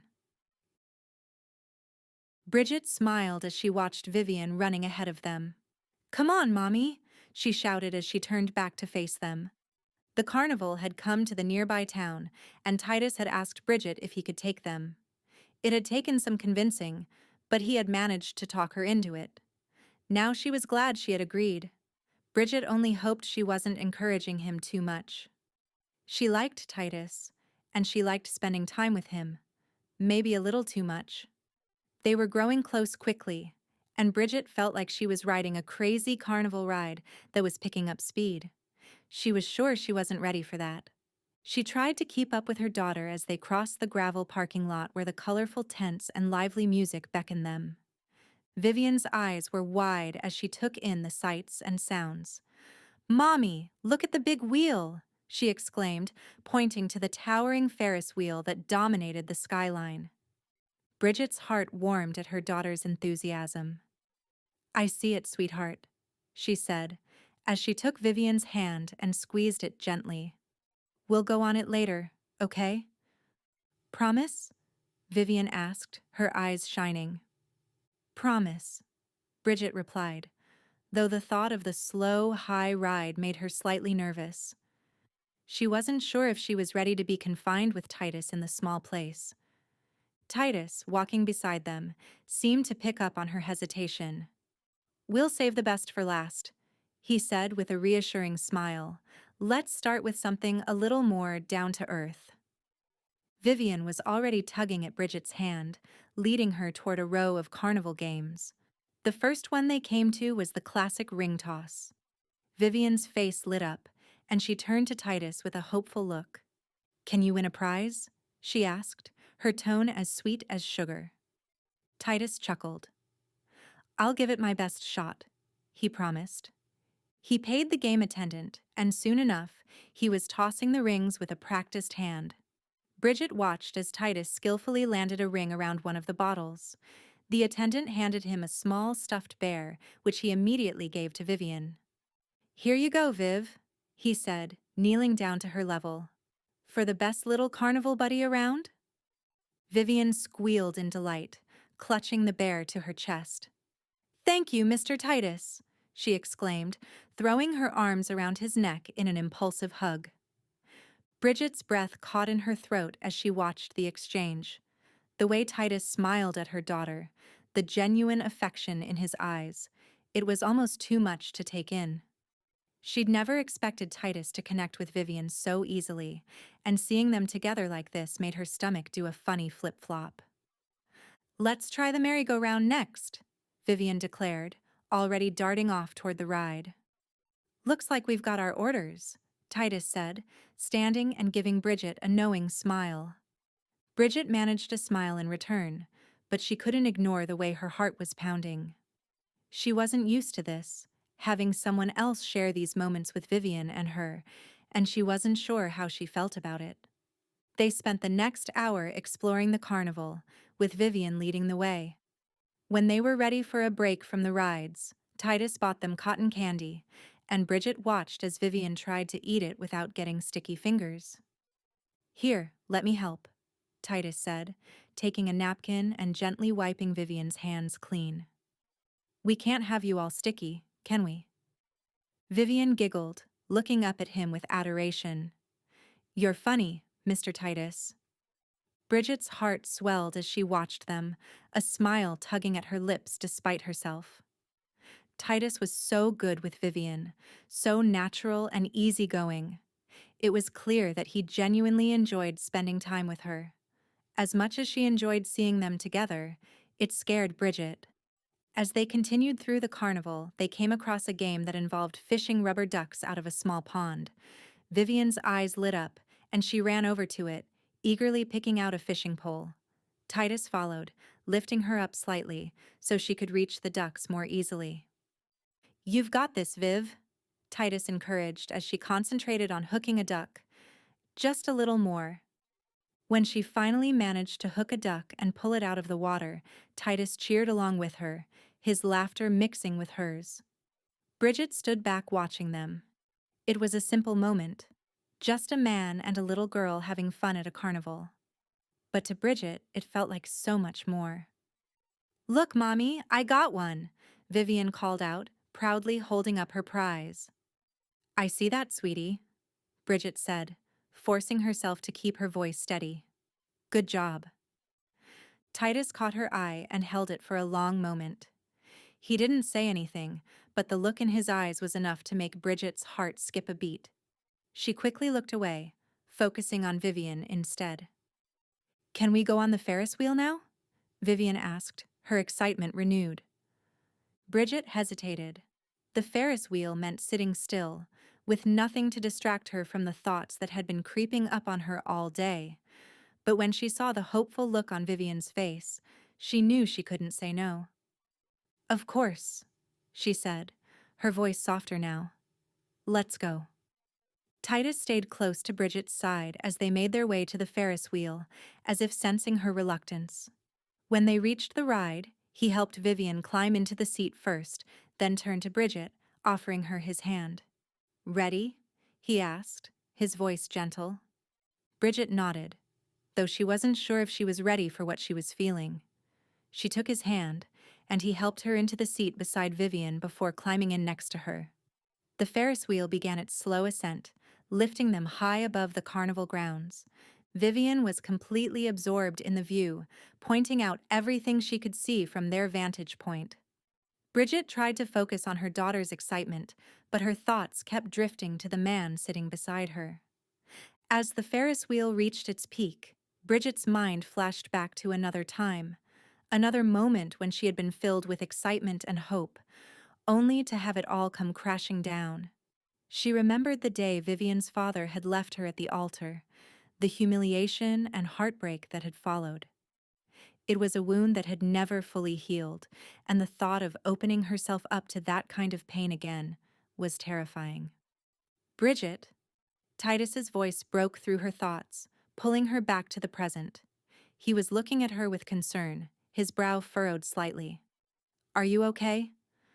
"I'm fine," she lied, forcing a smile. "Just a little overwhelmed, I guess." Titus didn't press, but there was a softness in his eyes that made her chest tighten. She could tell he wanted to say something, but he held back, respecting her need for space. They sat in silence as the Ferris wheel slowly descended, the lights of the carnival twinkling below them. Bridget's mind was a whirlwind of conflicting emotions. She knew she was falling for Titus, but the fear of getting hurt again was like a wall she couldn't seem to break through. When the ride finally came to a stop, Vivian was buzzing with excitement, asking if they could go again. Bridget, however, was quiet, lost in her thoughts. She knew she needed to figure out what she wanted, what she was willing to risk. Titus must have sensed her turmoil because he suggested they grab one last treat before heading home. Bridget agreed, grateful for the distraction. They bought Vivian a small bag of popcorn, and she happily munched on it as they walked back to the car. The drive home was quiet, with Vivian falling asleep in the back seat, clutching her new stuffed bear.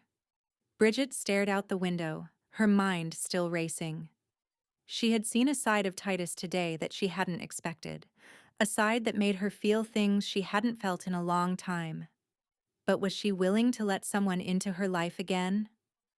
When they arrived at the cabin, Titus carried Vivian inside and gently placed her in bed.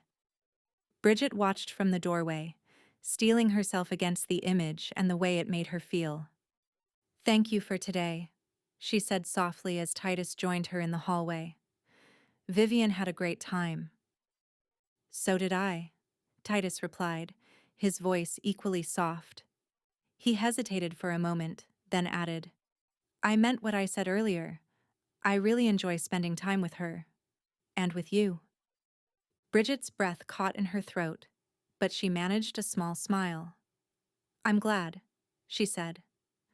Titus didn't push any further. Instead, he simply nodded, giving her a reassuring smile. "Good night, Bridget."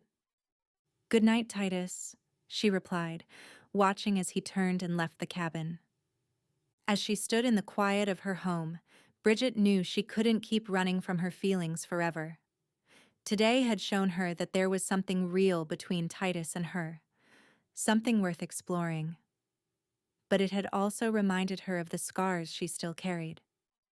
With a sigh, she turned and walked to Vivian's room, standing in the doorway and watching her daughter sleep peacefully. She had to be careful, not just for her own sake, but for Vivian's as well.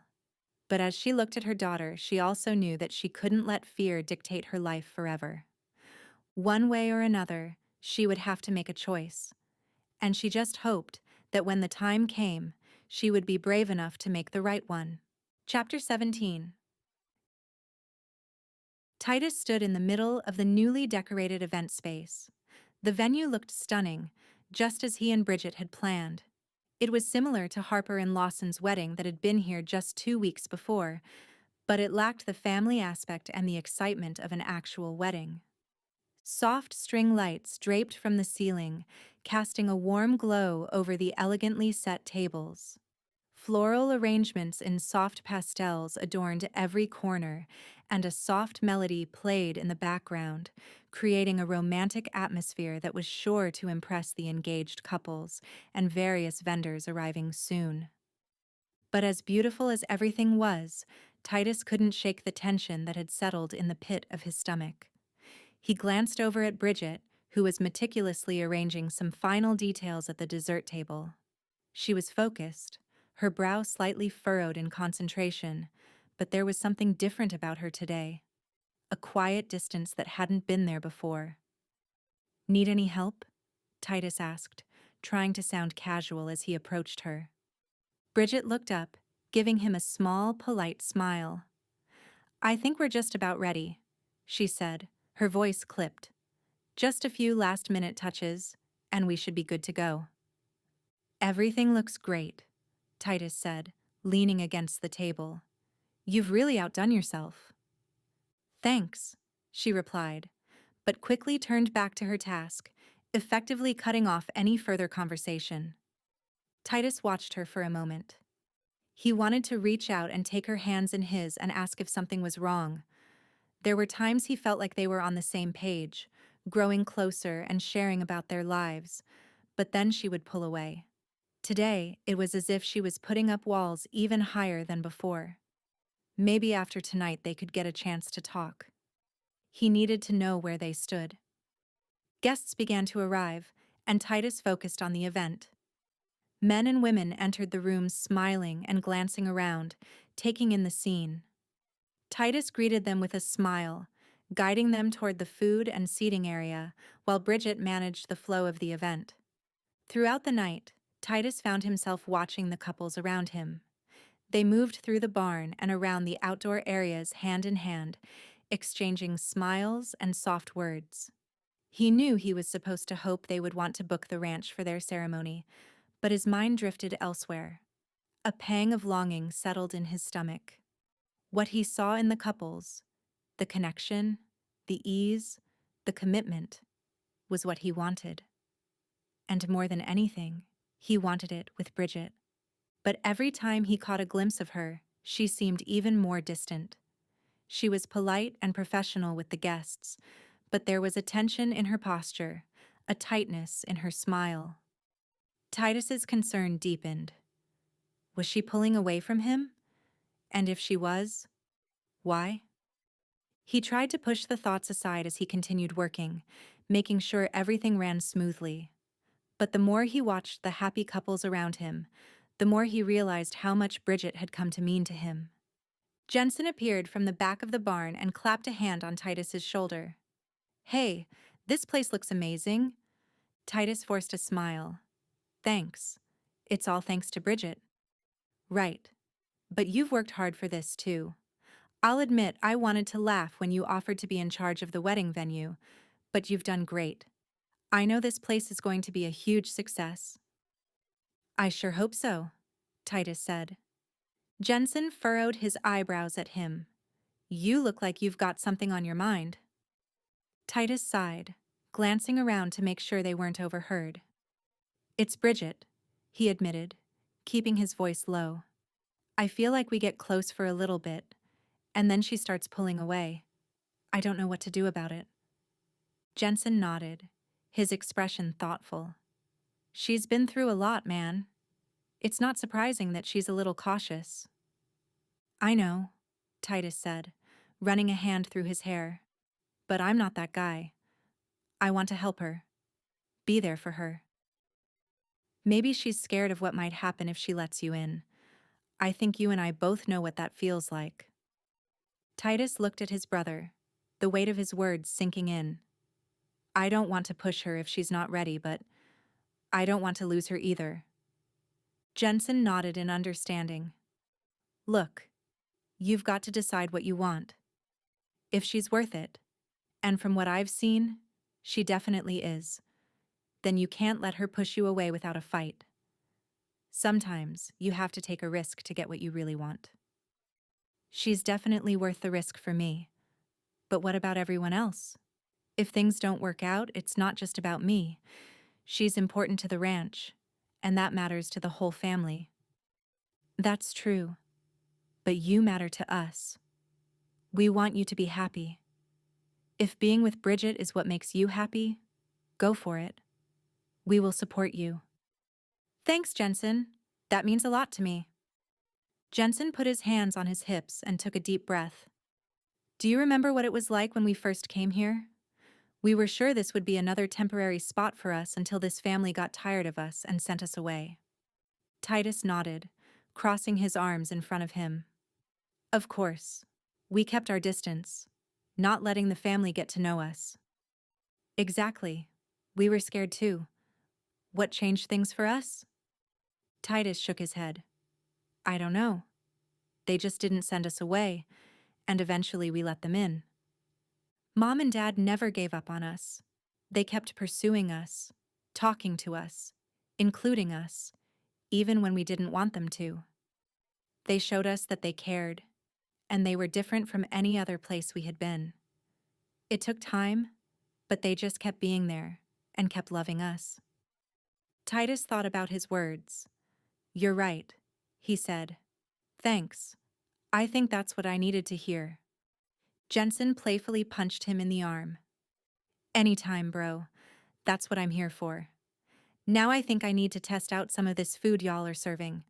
Just want to make sure it's good enough for the guests." Titus chuckled. "Of course. Enjoy. He watched him go, his heart filled with gratitude for their bond. All the Macklins were his brothers, but he and Jensen had been through something together that gave them a different level of understanding.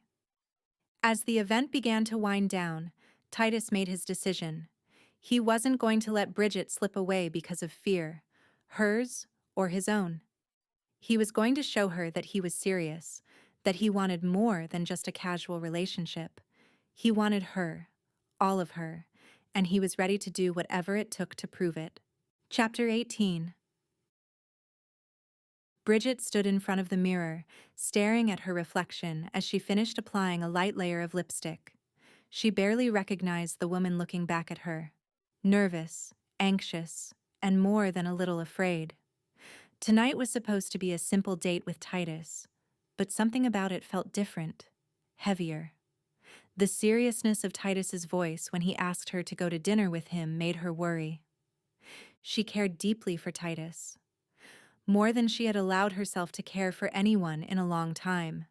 But the idea of anything serious, anything that would make her vulnerable again, terrified her. Being left at the altar by the man she thought she would spend her life with had left a scar.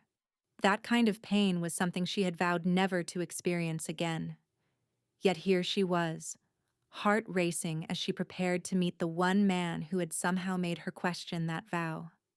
With a deep breath, she grabbed her purse and headed out the door, trying to push down the apprehension threatening to bubble over. When she arrived at the small, cozy restaurant, Titus was already there. He had tried to convince her he would pick her up for dinner, but she had pushed him off, hoping if she drove herself it would make it more casual. Now that she was here, she could see that wasn't the case. The restaurant was intimate, with soft lighting that cast a romantic glow over the room. It was the kind of place where couples whispered sweet nothings to each other and had conversations about their futures. She took a deep breath and pursed her lips as she blew it out. "You look beautiful," Titus said, standing as she approached the table. "Thank you," Bridget replied. She hoped he couldn't detect the tremor in her voice. She took a seat across from him. "This place is nice," she said, taking a breath and trying to calm her nerves. "Anything seems nice compared to eating a corn dog at the carnival," he joked. Bridget laughed and began to feel more at ease. Maybe she was making too much of this. He was still Titus, the man who made her laugh, cared about her daughter, and had been a good friend to them. There was nothing wrong with enjoying a nice dinner with him, right? "That's true," she agreed. "Although, I'm sure Vivian's favorite part was the cotton candy. She's been asking when we can have more ever since." "I'm glad she enjoyed it. I remember thinking the carnival was the greatest thing ever when I was a kid." "She will definitely keep that memory with her." She smiled. "And so will I. Thanks for being a good friend to her." Titus pressed his lips together in a smile and nodded. He seemed like he wanted to say something else, but stopped himself. Lifting his menu, he said, "I've heard that the pork chops are amazing, but they have good steaks and some chicken dishes. So whatever you're in the mood for." Bridget picked up her own menu and busied herself looking over the options. "Everything looks good," she said. "I agree. I don't think you can go wrong here." She glanced over at him and wondered if he meant the menu choices or with him. Turning her eyes back to the page, she selected a chicken entree she was sure she would like. Then she folded her menu. Her mind made up. When the waitress appeared, Bridget let her know they were ready to order. Suddenly, she felt in a rush. Titus seemed distracted, his usual easygoing nature replaced by something more serious.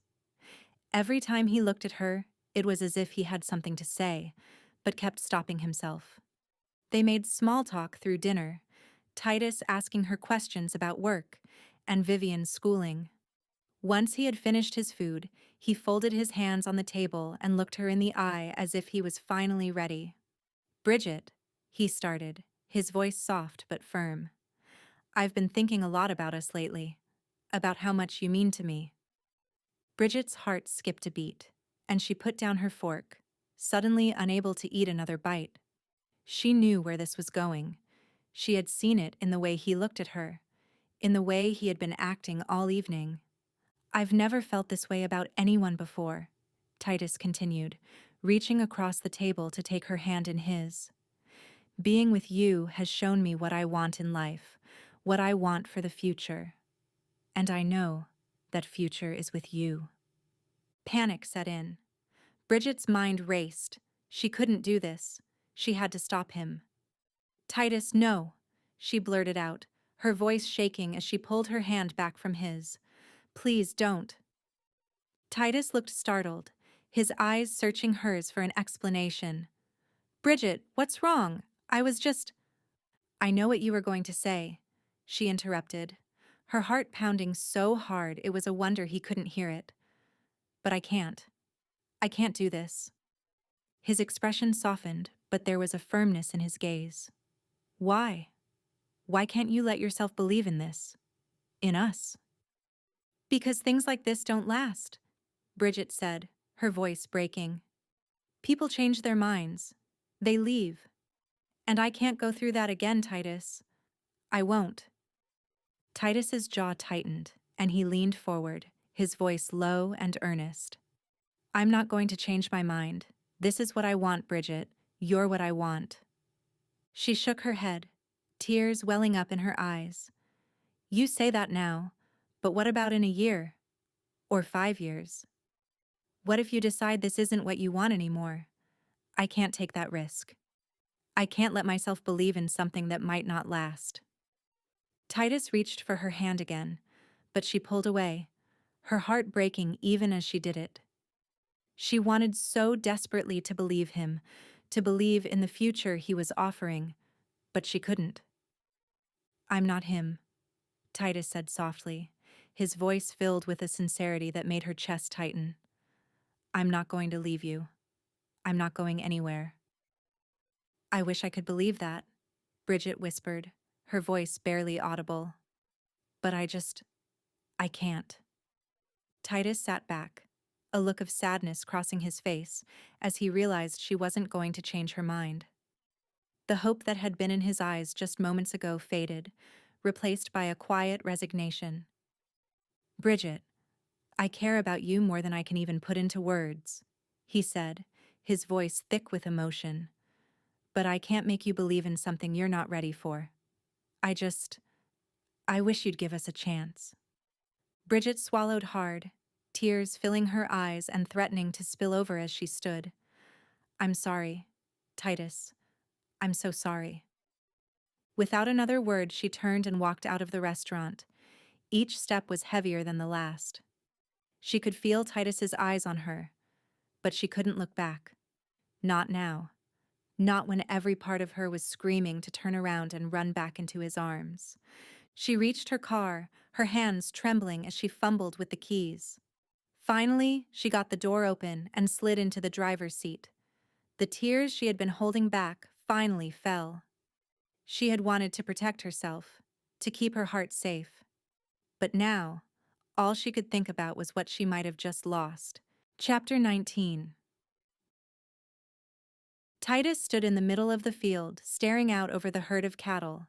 He'd already been out fixing fences most of the morning. The work was hard, the kind of labor that left him sore and exhausted. But today, he welcomed it. He needed the distraction. He tried to push Bridget out of his mind, but it was no use. He couldn't stop replaying their last conversation, the way her voice had trembled as she told him no, the way she had looked at him, her eyes full of regret and fear. He had been so sure that God had brought her into his life for a reason. Now, what was he supposed to do? He wiped the sweat from his brow as he tried to focus on the task at hand. But his thoughts kept drifting back to her, to the way things had ended. How had it all gone so wrong? He had thought they were on the same page. Titus sighed, leaning against the fence they were supposed to be repairing as he took a long drink from his water bottle. "Bridget?" Lawson guessed, crossing his arms as he studied his brother's face. "Yeah," Titus admitted, running a hand through his hair. "I just don't get it. I care about her, And I know she cares about me too. When we're together, it's easy and everything feels right, until I talk about the future. Lawson nodded.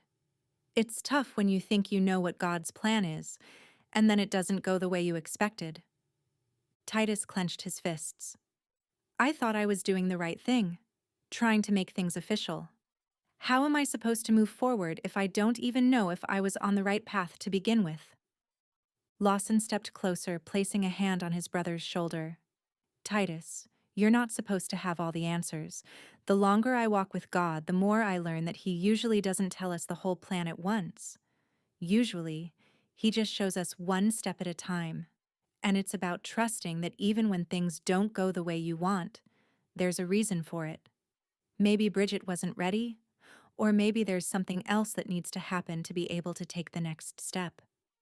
But that doesn't mean you were wrong. It just means the story's not over yet. Titus looked down, taking in Lawson's words. I'm not even sure what the next step is. Lawson squeezed his shoulder, offering a reassuring smile. Then that's what you pray for. Ask Him and He will show you.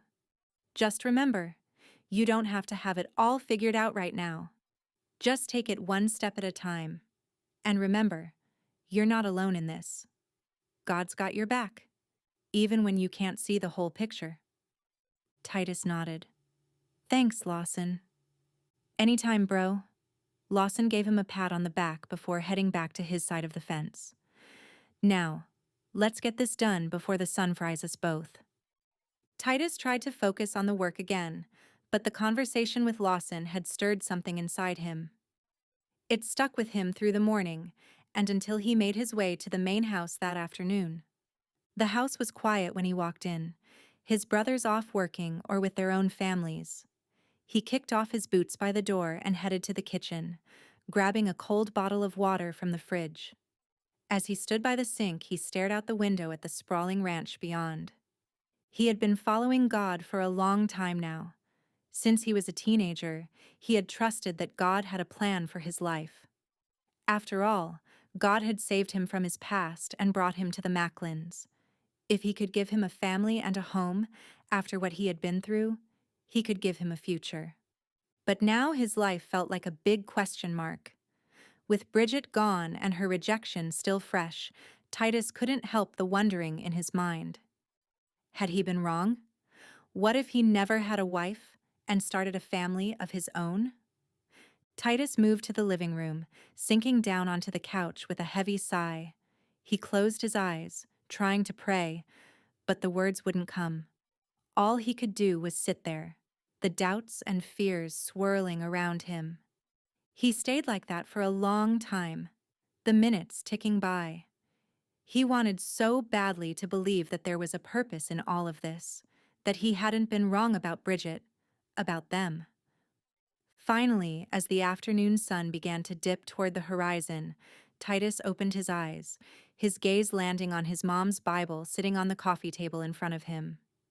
He pulled it into his lap, opening it to Proverbs. He smiled, seeing Mom's handwriting in the margins, with notes and prayers. His eyes fell on a highlighted verse and he read it out loud. Trust in the Lord with all your heart, and lean not on your own understanding. In all your ways submit to Him, and He will make your paths straight.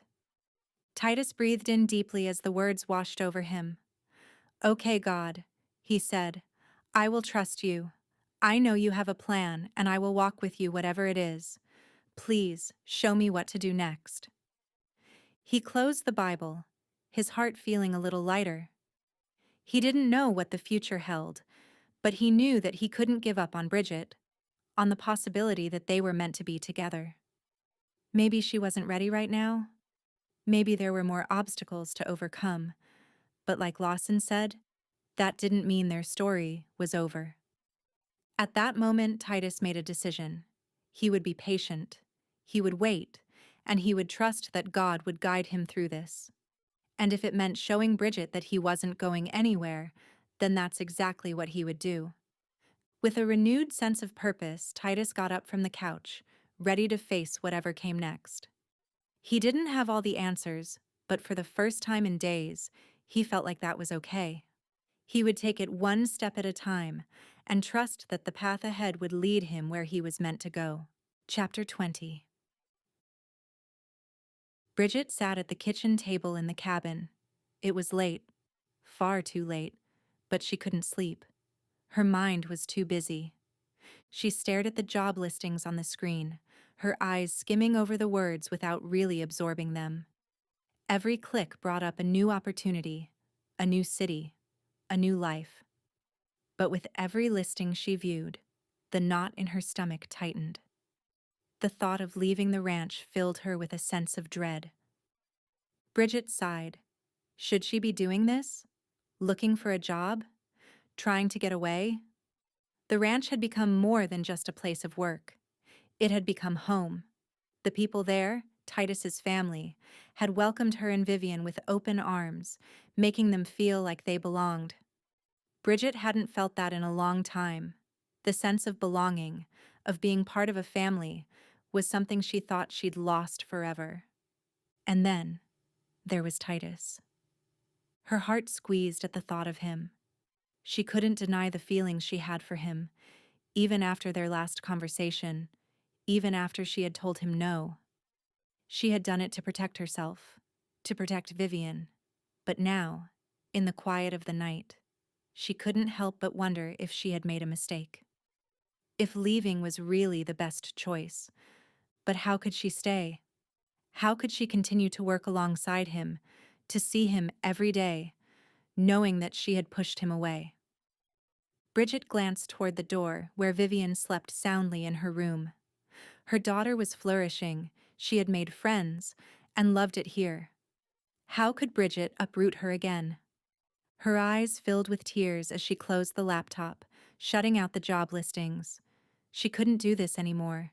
She couldn't keep running from her feelings, from the life they had built here. But she didn't know how to stay. Bridget lowered her head into her hands, the weight of her emotions crashing down on her. God, please, she whispered. I don't know what to do. I didn't come here for a relationship.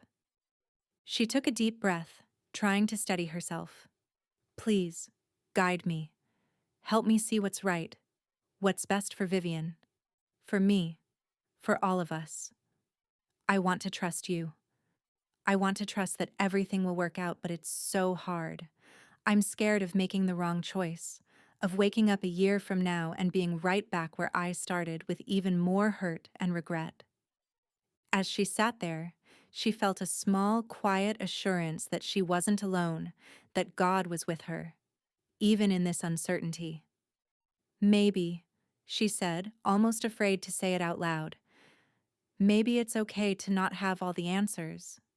God, if you show me which direction to go, I will follow, even if it means only knowing the first step. The soft sound of little feet padding across the floor pulled her from her prayer. Bridget lifted her head to see Vivian standing in the doorway, her eyes half closed, hair tousled from sleep. Mommy? Vivian's voice was a sleepy whisper as she made her way over to Bridget. Hey, sweetie, Bridget said softly, pulling her daughter into her lap. What are you doing up? Vivian snuggled against her, her little arms wrapping around Bridget's neck. I had a dream, she mumbled, her voice muffled against her mother's shoulder. I dreamed about Mr. Titus. Bridget's heart skipped a beat at the mention of his name. You did? Yeah, Vivian said, her voice tinged with sadness. I miss him. The words were simple, innocent, but they hit Bridget hard enough to knock the wind out of her. She missed him too.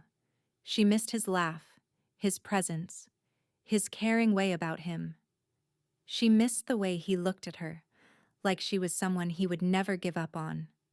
Tears filled Bridget's eyes as she hugged Vivian tighter, pressing a kiss to the top of her head. I know, baby. I miss him too.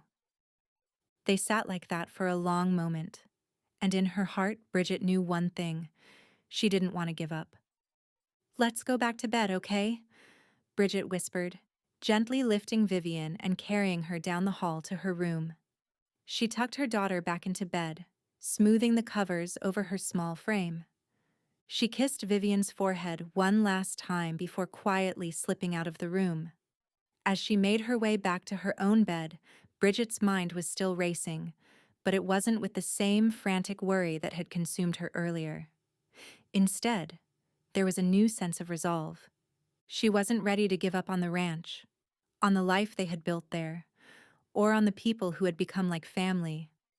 And maybe, just maybe, she wasn't ready to give up on Titus either.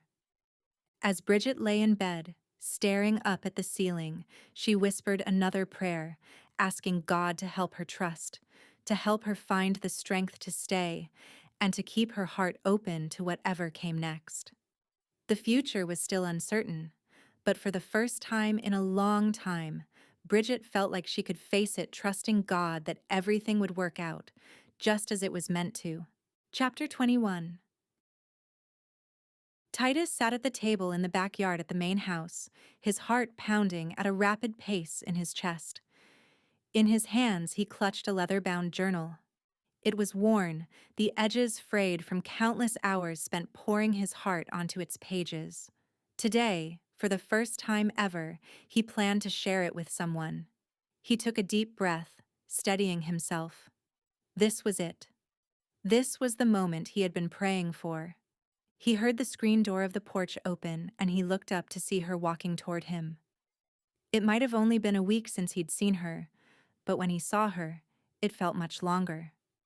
He had missed the sight of her voice, her laugh, and everything about her. He knew that the next few moments could change everything. "Bridget," Titus said when she reached him, "thank you for coming." She nodded, but didn't say anything. He motioned for her to sit down at the table. "I need to talk to you." "Okay," she said quietly. There was something different in her eyes today. Titus couldn't put his finger on it, but hoped it was a good thing. "I've been thinking a lot since the other night. I know you didn't want me to talk about the future. I understand where you're coming from. You've been through a lot. If anyone can understand how hard it is to move forward, it's me." Bridget shifted in her seat and gave him a faint smile. "When I came to live here, I didn't trust anyone, except for Jensen. Mom and Dad telling me they weren't going to send us away was just a lot of words. I'd heard it before, and we still left. I didn't want to let myself like it here.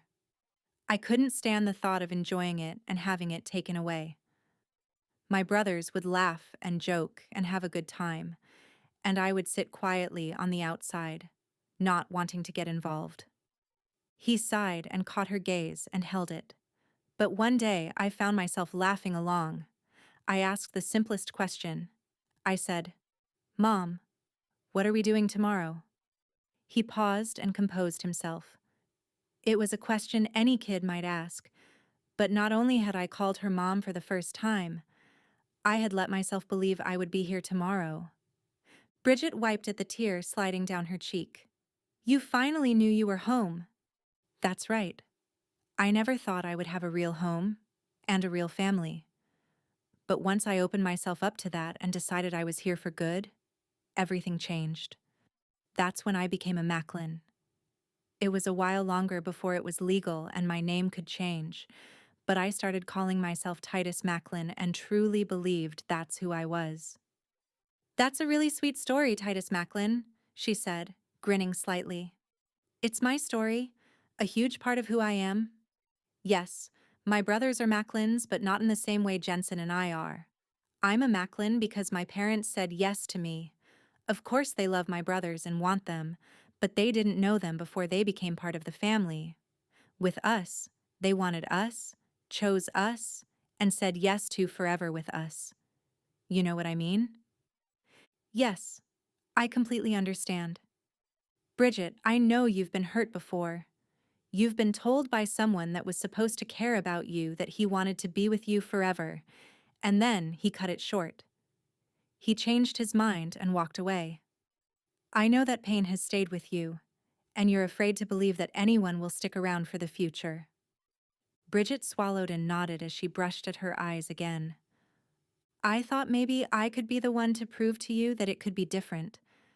I realized something. Something I need you to know." He held up the journal, offering it to her. "This is my prayer journal. I've been writing in it for years. My mom taught me to write things down to help me process, but also to pray and to offer requests to God. Then to use it to go back and see how He has answered those prayers." "I love that," Bridget said. "It's nice to see where you've come from and look back from where you are now." Titus nodded. "There's something very specific I've been praying for a long time." He opened the journal and laid it on the table as he pointed to the page. "Many times throughout this journal, I've prayed for my future wife." Bridget's breath caught as she looked from the journal where he pointed up to his eyes and then back to the page. When Titus pushed it towards her, she picked it up and scanned the pages as she flipped them slowly. Titus watched her, his heart in his throat, as she began to read. "For years, I've been praying for someone to share my life with," he said softly. "Someone who would be my partner in faith, in love, in building a family." Bridget looked up from the journal, her eyes wide with surprise. Titus stepped even closer, his gaze never leaving hers. "I believe with all my heart that you're the one I've been praying for, Bridget," he said, his voice filled with conviction. "You're the most beautiful woman I've ever met. You're kind and caring. You are already a wonderful mother, and I know you would do anything for Vivian. You are dedicated to whatever you put your mind to, and you're calm and confident. And I know you're scared. I know you've been hurt. But I'm not going anywhere. I won't change my mind. I want to be your husband. I want to build a family with you. I want to spend the rest of my life proving to you that this, what we have, is everything I want. For forever." The silence that followed was thick with emotion. Titus watched Bridget as she looked up at him, and their eyes locked. She pressed her lips together and blinked slowly. "You're right, Titus. I've been so scared. I've been running from this. From you, because I didn't want to get hurt again. I didn't want to open my heart and risk it being broken. But this," she held up the journal, "this is something I never expected. You've been praying for a wife, while I've been sure I would never have a husband. I was sure my future was just me and Vivian. I didn't want this." She paused and took a long breath. "Until I met you. When I came here, it was a big leap. But I wanted a new place and a fresh start. But I thought it was just about me and Vivian. I never expected to meet you, and to fall for you, and to be included as part of your family." She lowered her gaze to the table and set the journal down. Titus reached out his hands and took both of hers. She stared at their joined hands as she spoke again. "The truth is, I don't want to run away from this. I tried, but the more I thought about it, the more I knew it would hurt more to leave now than to trust that we can make this work." "Really?" Titus asked, his heart soaring at the possibility. She looked up at him and nodded. "Really?" She paused and closed her eyes as she took a big breath before opening them again. "I've been praying a lot, about what I should do, about life, and about you. I know now that I trust you, and that you don't want to leave. But more than that, I can trust God. He's the one who's going to take care of me no matter what. He led me here to you, and I trust that He will take care of both of us." Titus didn't wait another moment. He stood and moved around the table. He took her in his arms, pulling her tight as she laid her head on his chest. He felt her voice against him as she spoke. "I don't want to run anymore. I don't want to be afraid. I want to take a chance. On us. On this. I want to believe that this time, it can be different. That we can be different." He leaned back and gently cupped her face in his hands. "You don't have to be afraid anymore," he whispered. "I'm here, Bridget. I'm not going anywhere. We're in this together. for the long haul. Bridget's eyes filled with tears, but she didn't pull away. Instead, she leaned into his touch, letting out a shaky breath as she nodded. I want that too. I want to be with you, Titus. Titus leaned in and pressed his lips to hers. He drew her close, his arms wrapping around her waist as she slid hers around his neck. He felt her relax as she melted into his embrace. In that moment, everything else fell away. There was nothing but the two of them together. When they finally pulled apart, Titus rested his forehead against hers, his eyes closed as he savored the closeness between them. Can I ask you a question? Bridget snapped her head up and locked eyes with him. An important question? He nodded. The most important question I'll ever ask you. She took a big breath and pursed her lips as she blew it out. Then she nodded. Okay. He stepped back and took her hands in his. Bridget, I love you. I have fallen in love with you little by little since the first day we met. I love you now, and I will love you forever. Will you be my wife? Before she answered, she pressed one more kiss to his lips. I love you too, Titus. You're the most wonderful man I've ever known. Nothing would make me prouder than to be your wife. Yes. She smiled and her face lit up. I'll marry you. Titus wrapped his arms around her and kissed her with all the promise of their future together. When he pulled back, he looked her in the eyes. I love you. I just want to keep saying it. Bridget giggled. I love you too. I'll listen to it as many times as you want to say it. I'll never stop saying it. I'll love you forever. He took her in his arms again, and they stood together like they had all the time in the world. Titus knew that this was only the beginning. Together they could have the future they both longed for, forever. Epilogue. Lydia Macklin sat contently in her seat as the mother of the groom for the reception. She could hardly believe they were hosting their second family wedding at the venue. It had only been 8 months since Harper and Lawson's wedding here, but of course Bridget had been able to plan the whole thing easily. She watched with a smile on her face as Titus and Bridget shared their first dance. Then they asked all the married couples to join them on the dance floor.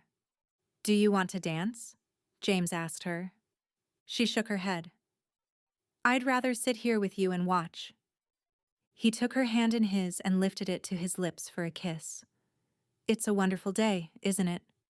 Her eyes glistened with tears and she nodded. It certainly is. The Lord has blessed us beyond measure. Does this mean we're empty nesters now? James asked with a twinkle in his eyes. Lydia laughed. I think we hardly fit the description, although it will be strange not to have any of the boys in the house. We'll just have to let the grandchildren sleep over more often. I'm sure we will. I guess some people say the house feels quiet once all their kids are grown and married, but that doesn't seem to be the case for us, James said. Lydia shook her head. I wouldn't want it that way. I'm so glad they all live on the ranch. You're so glad they have wives, James teased her. Yes, I am. They could have moved out and lived on their own, but our daughters are such a blessing. James nodded. They are indeed, and to think, now all 7 of them are married. Lydia laughed. And I never once had to send off for a mail-order bride. Sawyer took Katie's hand in his and pulled her up from her chair. Come on, dance with me. Katie stood to her feet as she protested. I have to watch the kids. They can come too. He motioned to his son and daughter, and together they all moved to the dance floor. Dylan and Ava excitedly swayed to the music. Sawyer pulled Katie into his arms and kissed her forehead. See? Isn't this nice? Katie took in a breath and made a face. Mm-hmm, she said quickly. What's wrong? Sawyer asked. It's just... She looked at him as if she didn't want to say. I'm sorry, it's just that your cologne is really strong. It's bothering me. Sawyer furrowed his eyebrows. You love this cologne. You picked it out. I know. I do like it. Katie turned her head as if trying to keep from breathing it in. Sawyer's eyes grew wide, No way! Are you— He didn't have to finish the sentence.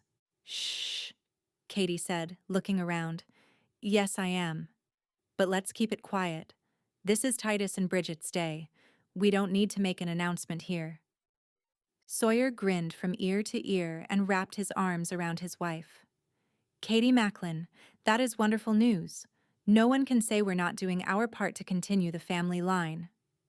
Katie blushed. That's true. What are you trying to do? Compete with my parents? Are you planning to have 7? Katie threw her head back and laughed. Everything isn't a competition. I'm not planning on 7, but I don't have a number in mind. We'll just take it one at a time. Well, I'm grateful for this one. I love you, Katie. You're the best wife I could ask for and a wonderful mother. She smiled at him. I'm glad I came to work at Whispering Oaks when it was the last thing I wanted to do. I can't imagine life without you, and I can't wait to see what God does in the future. Really? Jensen stared at Sierra with wide eyes. She nodded. I think it's what's next for us. Jensen scratched his head. Honestly, I haven't said anything about it before now, because the time never seemed right, but us being foster parents has always been on my heart. Sierra handed him their 2-year-old daughter. I know. You're such a good dad, and watching you take care of your niece and nephew when they first came here was amazing. You understand what these kids have been through and you can help them. Jensen sighed. I hope so. We'll need to talk it over with Naomi and Benji first. I want to know how they feel about it. But if they're on board, I say, let's go for it. Sierra smiled at her husband. I knew you would be all in. I love how you throw yourself into things completely. It's what made me fall in love with you. Jensen leaned close and kissed her. I fell in love with you the first time I saw you, and the only thing that has changed is that I love you even more now than I did then. Colton held both of Grace's hands in his own as they danced together. Are you sure you don't want to sit down? I'm afraid you're going to bounce that baby right out. Grace bobbed her head up and down. That's the idea. The sooner the better. I think maybe we should wait until Titus and Bridget make their grand exit before we have a grand entrance. I made sure we waited until after the ceremony, and now it's time to get this show on the road. Colton laughed. Fine by me. We can dance all night if it makes you feel better. Grace moved her hands to her belly and took a deep breath. I think I will feel better when he's out. I'm sure you will, sweetie. Have I told you how proud I am of you? Grace grinned. No, I don't think so. Not today anyway. Well, I am. You're going to be an amazing mom. I hope so. I don't feel like I have a clue what I'm supposed to do, but I've learned a lot from your mom, and I hope I will be a lot like her. Colton wrapped his arms around her as they swayed back and forth. I'm sure you will be the perfect mom to our little boy. Garrett paced back and forth, bouncing his 6-month-old daughter on his shoulder. Elise made her way over to him in the back corner of the venue. What did you tell them? He asked her. Elise rolled her eyes. That they could stay outside, but not to run off, and not to get into anything, and not to touch the getaway car. Garrett smiled at her and reached out to take her hand in his. Who would have thought we would be starting our journey as parents while trying to wrangle the duties of parenting your preteen brothers? Not me, Elise laughed. I'm glad to be here for them, but I'm sleep-deprived from newborn life and dealing with wild, masculine humans with half-developed brains. I'm sorry. I'll try to help more in the masculine department while you do the middle-of-the-night feedings. Elise gave him a tired smile. Deal. So how many more do you want to have? Don't ask me that right now. I will never know how your mom did it with all 7 of you boys.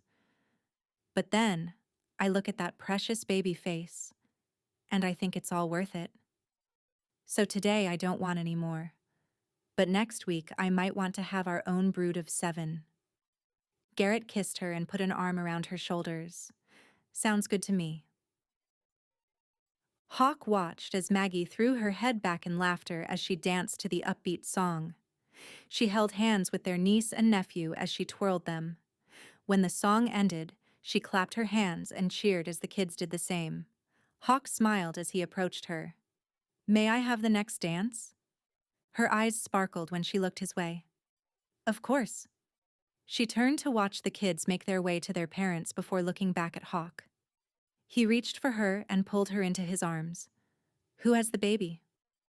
"Grandma," Hawk said, glancing in the direction of the table where his mom sat with their 7-month-old son.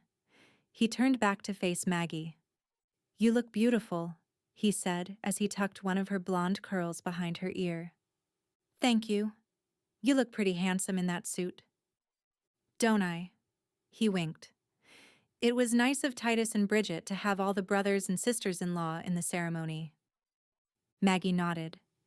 It was a very special way to mark the family as being complete. "Exactly," Hawk said.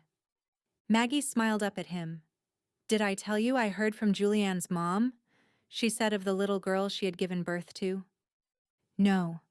His heart thundered against his ribs at the mention of her. "What did she say?" "She said after our phone calls the past several weeks, she feels really good about the situation and that we can move forward with meeting her." "Whoa, Maggie, that's wonderful news." She nodded and pressed her lips together. Hawk lifted her hand to his lips and kissed it. "I know it will be hard. I'll be with you every second." "I know you will. It's taken a long time, but I think I'm ready. Even if it's just one time to see her and know what her life is like, it will be a gift." Hawk nodded. "I understand that. Her mom wants to just say that we're friends, and I'm fine with that. I'm so happy that she's doing well and that she has parents who love her. I don't want to do anything to upset that. But I'm grateful that the Lord is giving me a chance to meet her." "Me too," Hawk said. "I can't wait to meet her. No matter what happens, she will always have a place in our hearts, and we will pray for her life to be used by God for His purpose." Maggie wrapped her arms around his neck and pulled him down for a kiss. "I love you," she said. "I love you too," Hawk replied. "I'm glad God's plan for me was for you to be my best friend forever." Lawson pulled Harper onto his lap as they watched friends and family mill around the reception. "Can you believe we got married right here less than a year ago?" "Mm-hmm," Harper murmured before placing a kiss on his cheek. "Best months of my life." "Me too," Lawson grinned. "More exciting than any rodeo I've ever competed in." "It's gone by so fast, though. In some ways I can't believe it's been 8 months, but in other ways it feels like we've just been married forever." "Well, I don't know about you, but for me I think it's because it's easy to be married to you. I guess that's what happens when you find the perfect wife." Harper playfully swatted at him. "I'm far from perfect, but I'm glad you think so. You're pretty easy to be married to. I think I'll keep you." "You think so?" "Listen here, lady. You signed the papers. You can't get rid of me now." Harper took his face in both her hands and leaned down until their noses touched. "Lawson Macklin, there's no one in the world I would rather live this wild and crazy life with, and I'm beyond thrilled that you're mine for the rest of my life." Titus held tight to Bridget's hand as he led her just outside of the barn. "Are you ready to go home, Mrs. Macklin?" Bridget giggled at the use of her new name. "Well, Mr. Macklin, I'm ready if you are." "I'll go anywhere with you. I told you, I chose you, and I will keep choosing you every day." Bridget smiled as a happy sigh escaped her lips.